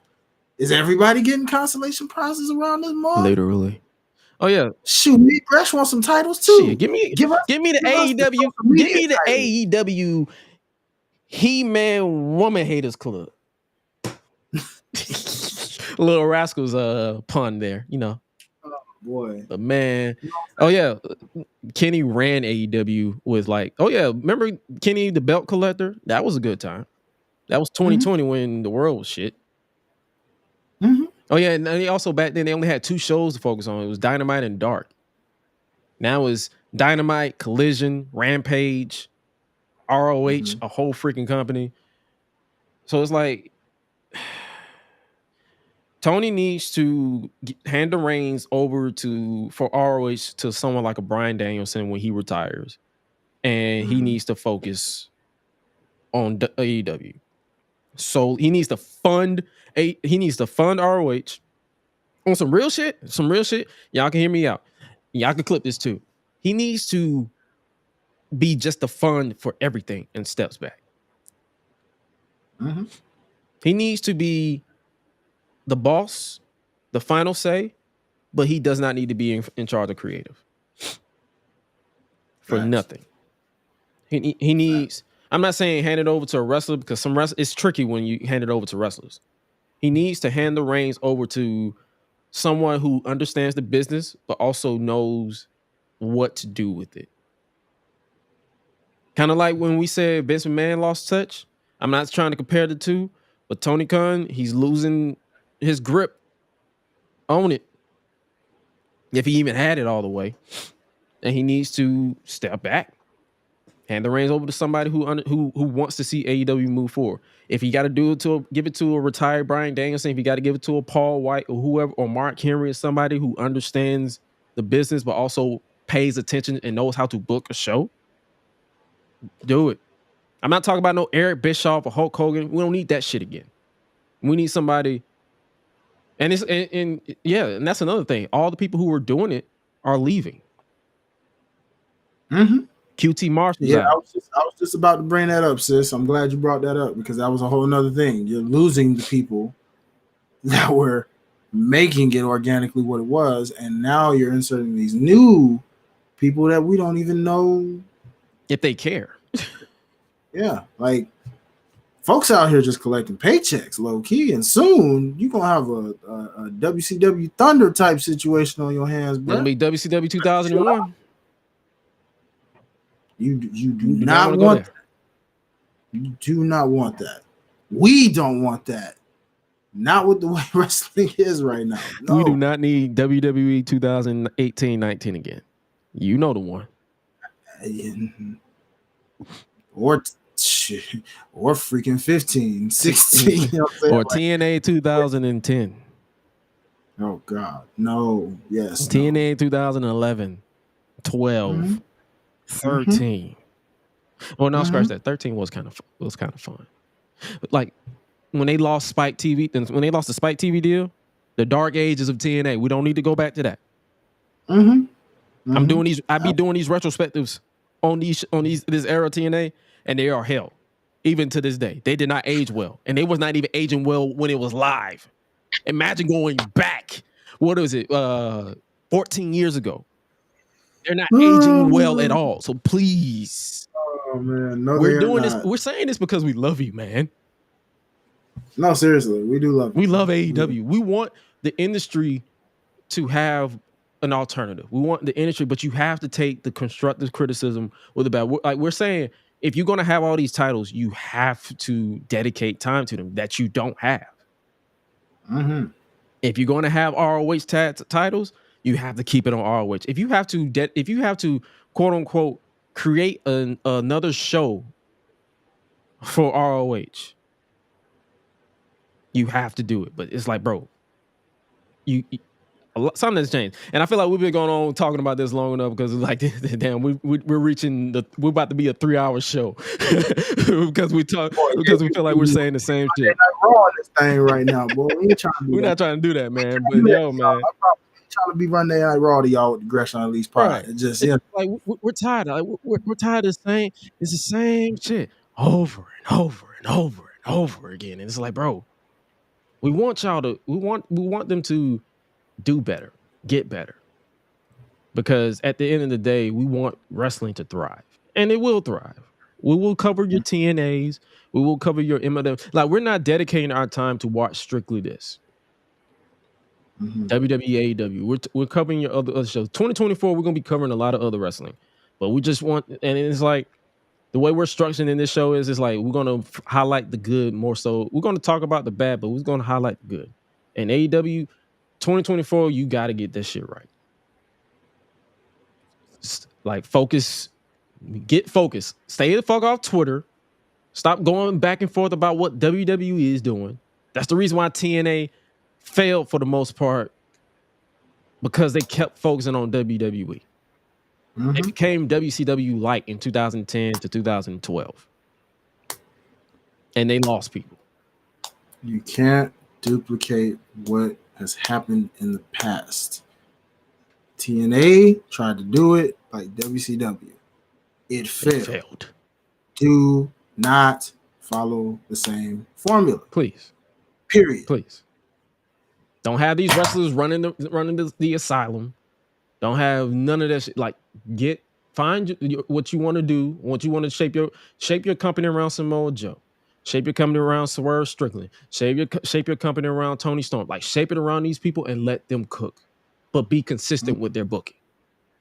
None of that 50-50 bullshit. None of that inconsistent booking. None of that oversaturating the divisions because you want to be sports entertainment. If the shit sucks, it sucks. Move on from it. Don't drag. Because I ain't gonna lie to you, the devil shit, the only reason, the shit was dragging. It was time to move on from that. And they finally moved on from it. Thank God. The devil is Adam Cole. And we got the Undisputed Kingdom from it. Will they keep me interested in from a year from now? Because Cole is technically injured and MJF is injured too? To be determined. But as of now, probably not. Damn, brother. But yeah. Well, I got one more final thought for you on the AEW tip before we wrap it up, brother. I have to ask you. Keith Lee, man. What do we do with this Keith Lee experiment in AEW at this point? Is it time for a hard to just reset. Go and figure life out for a while, reinvent himself? He needs a reset. Get a fire back, motivation back. What do we do here? It's funny how you see how I literally answered before you even finished the question. He needs a reset. I said that even before he got injured again. He needs a reset. Like, he needs to really take time away, like find what the old Keith Lee is and really reset himself. Because right now, I feel like I think the whole start-stop pushes, the dragging of the inevitable Swerve and Keith Lee match hurt him a little bit. And him with the COVID thing, pretty much he was pretty much sick for the most part. Didn't do him any favors. So I would say just take this time away, reset, find that spark again, and come back full throttle. I don't know when his contract is up or how they're doing, but it's like, bro, it's time. It's time to reevaluate what they're doing right now. Because if he comes back and goes after Swerve, I would not give a flying fuck. That's just me being brutally honest. I would not give a single fuck. I don't think anybody would. It's just he's too far above Keith. Too far. It felt, and it's like no disrespect to Keith, but him versus Keith at World's End, that felt like a downgrade to Swerve. And that's no disrespect to Keith. That's what it felt like. It was a blessing in disguise that he got hurt, to be real with you.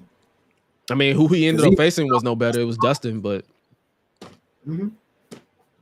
But yeah, that's what I feel like. I feel like he needs a hard reset.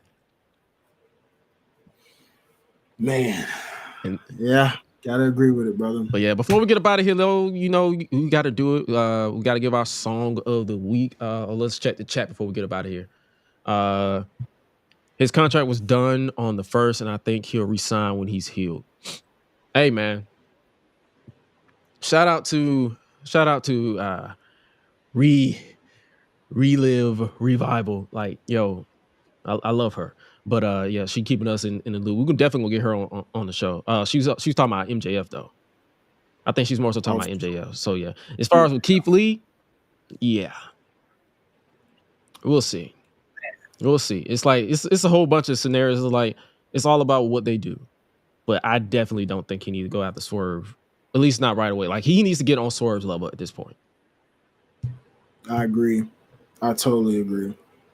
Man. Like West on the World, he said, I'm over it too. Surely a downgrade. I was hoping the result was going to be that at World's End. But it's like we wish him well. Like we wish Keith well. Like that's the thing. It's like I'm not dismissing Keith Lee, the wrestler. I'm dismissing my interest in Keith Lee right now. Because he needs a hard reset. Because it's like I support everybody black.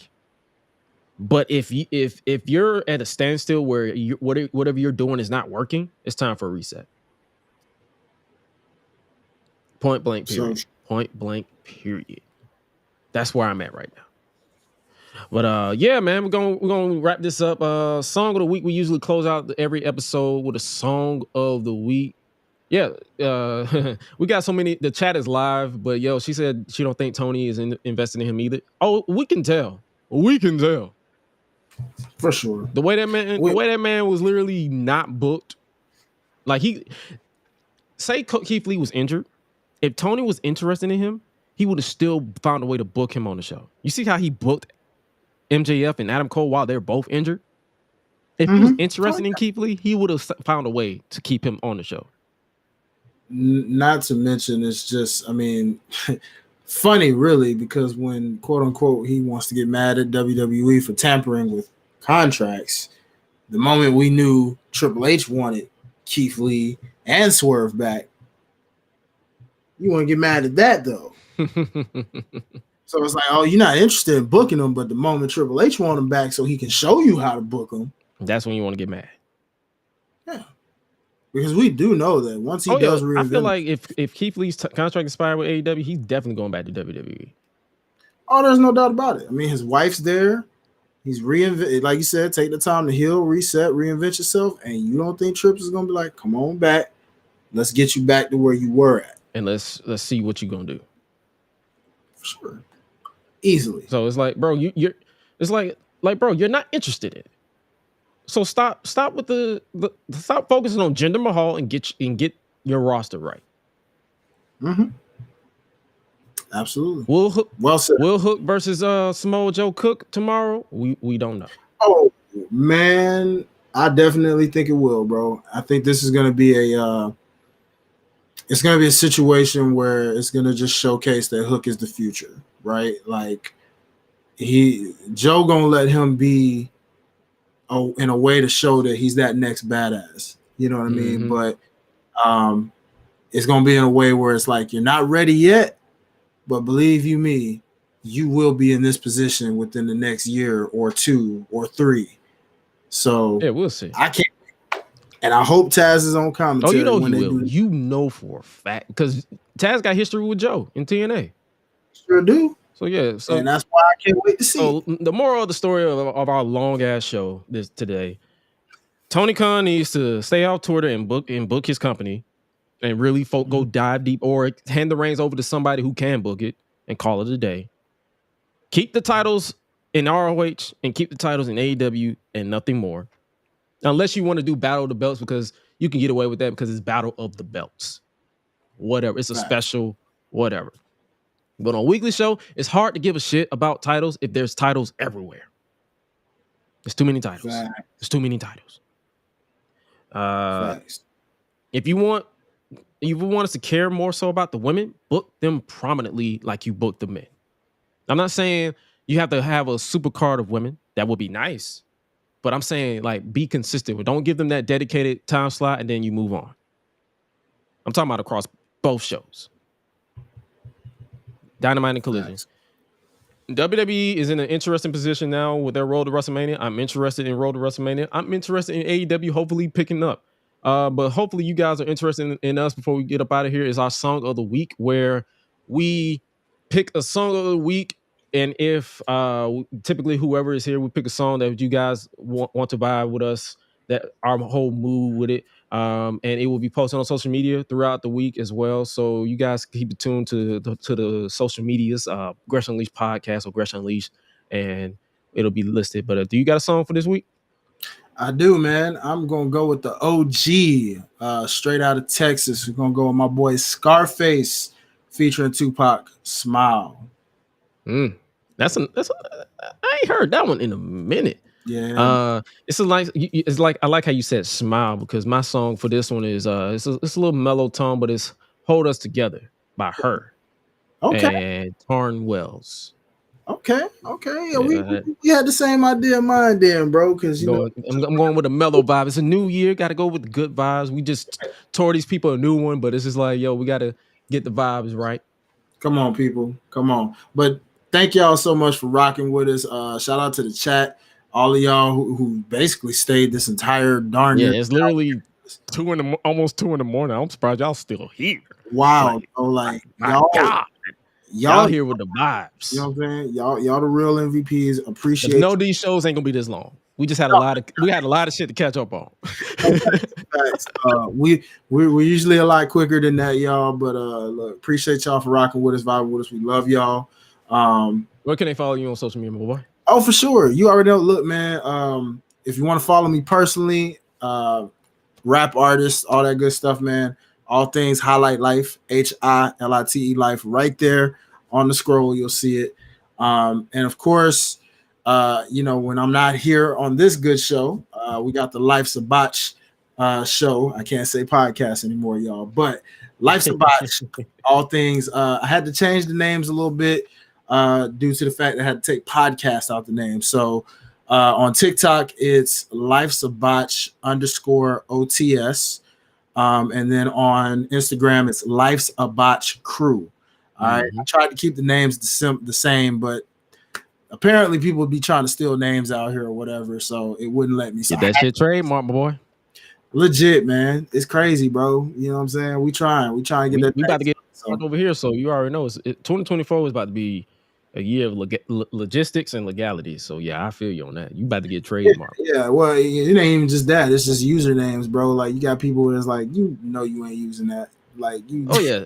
I'm still trying to get the @Gresh username everywhere, but everybody using it. I'm like, bro, these accounts are inactive. Give it to me. Exactly. Like there should be a limit on social media. If they're not active, bro, give up that name so somebody with an active account can use it. But we'll figure it out, y'all. Y'all bear with me, man. Like I said, I'm getting with Derek so we can make sure everything's like solid. If all of them have to be Life's a Botch _OTS, that's what they'll be. But just look up Life's a Botch. Trust me, it'll pull up all the socials and all that good stuff. And of course, OTS. Like I said, that's the platform behind my platform of why I have the show that I have. So if you follow all things OTS Media Co., YouTube, all that good stuff, you'll find our show and a bevy of other shows if you like fashion, music, all that good stuff. I'm gonna pass that thing back over to my boy Gresh now. Oh yeah, for sure. But if you haven't already, make sure you guys follow and support the Gresh Unleashed podcast @Gresh Unleashed on Twitter, Instagram, Facebook. YouTube is @Gresh Unleashed Pod, and make sure you guys continue to support the home of all things Gresh, which is Gresh Films publicly. Gresh Digital Media is our company name, but Gresh Films is pretty much everything you're going to see in the forefront. That's going to be pretty much what you're going to see promoted. Gresh Films, Gresh this, because I'm outside of me doing the podcasting thing, I am a freelance production engineer, so it's like operator as well. So I was doing some stuff with BET and all this other stuff. I'm heading DC to help with some school teachers, or not school teachers, some superintendents. So I'm gonna be in DC for a bit, then I'm gonna be in Florida for next week. So a lot of moving parts and stuff like that, but also make sure you guys support the content, the main content. People don't realize that Gresh, the creator, started on @Gresh on the YouTube. We are on the road to 10,000 over there. Let's try to get to 10,000 by February, March. Like that's the goal. I'm going to be continuing with the content. But yo, I appreciate you guys' support for real. Make sure you scan that QR code so you can stream Unleashed Anthem as well as Talking Ish. That is also up there as well. Like, shout out to Highlight Reel as always, my boy, my right hand man, for creating those theme songs. And for those of you who don't know, it was literally just like, yo, hey man, can you make a theme song? The man said, yeah, I'm gonna make you 2. So that's how dedicated this man is for all of us to grow. And hopefully you enjoy what we do here, and hopefully you guys continue to support each other, continue to grow, show love. Always and forever shout out to Mama Gresh, because none of this would be happening if it wasn't for her. Love her for life, for always and forever. And with that being said, yo, we will catch you guys next week, because we will be back here for episode 55. We're on the road to 100 episodes over here. So it's like, yo, shout out to everybody who hit over 100 episodes in the Black wrestling community. Shout out to y'all for real. Love y'all. And with that being said, you guys stay safe out here in these streets. And remember, like we say, always eat, sleep, flex, and repeat. We appreciate y'all once again. We out. Y'all be breezy. Yeet. No yeet.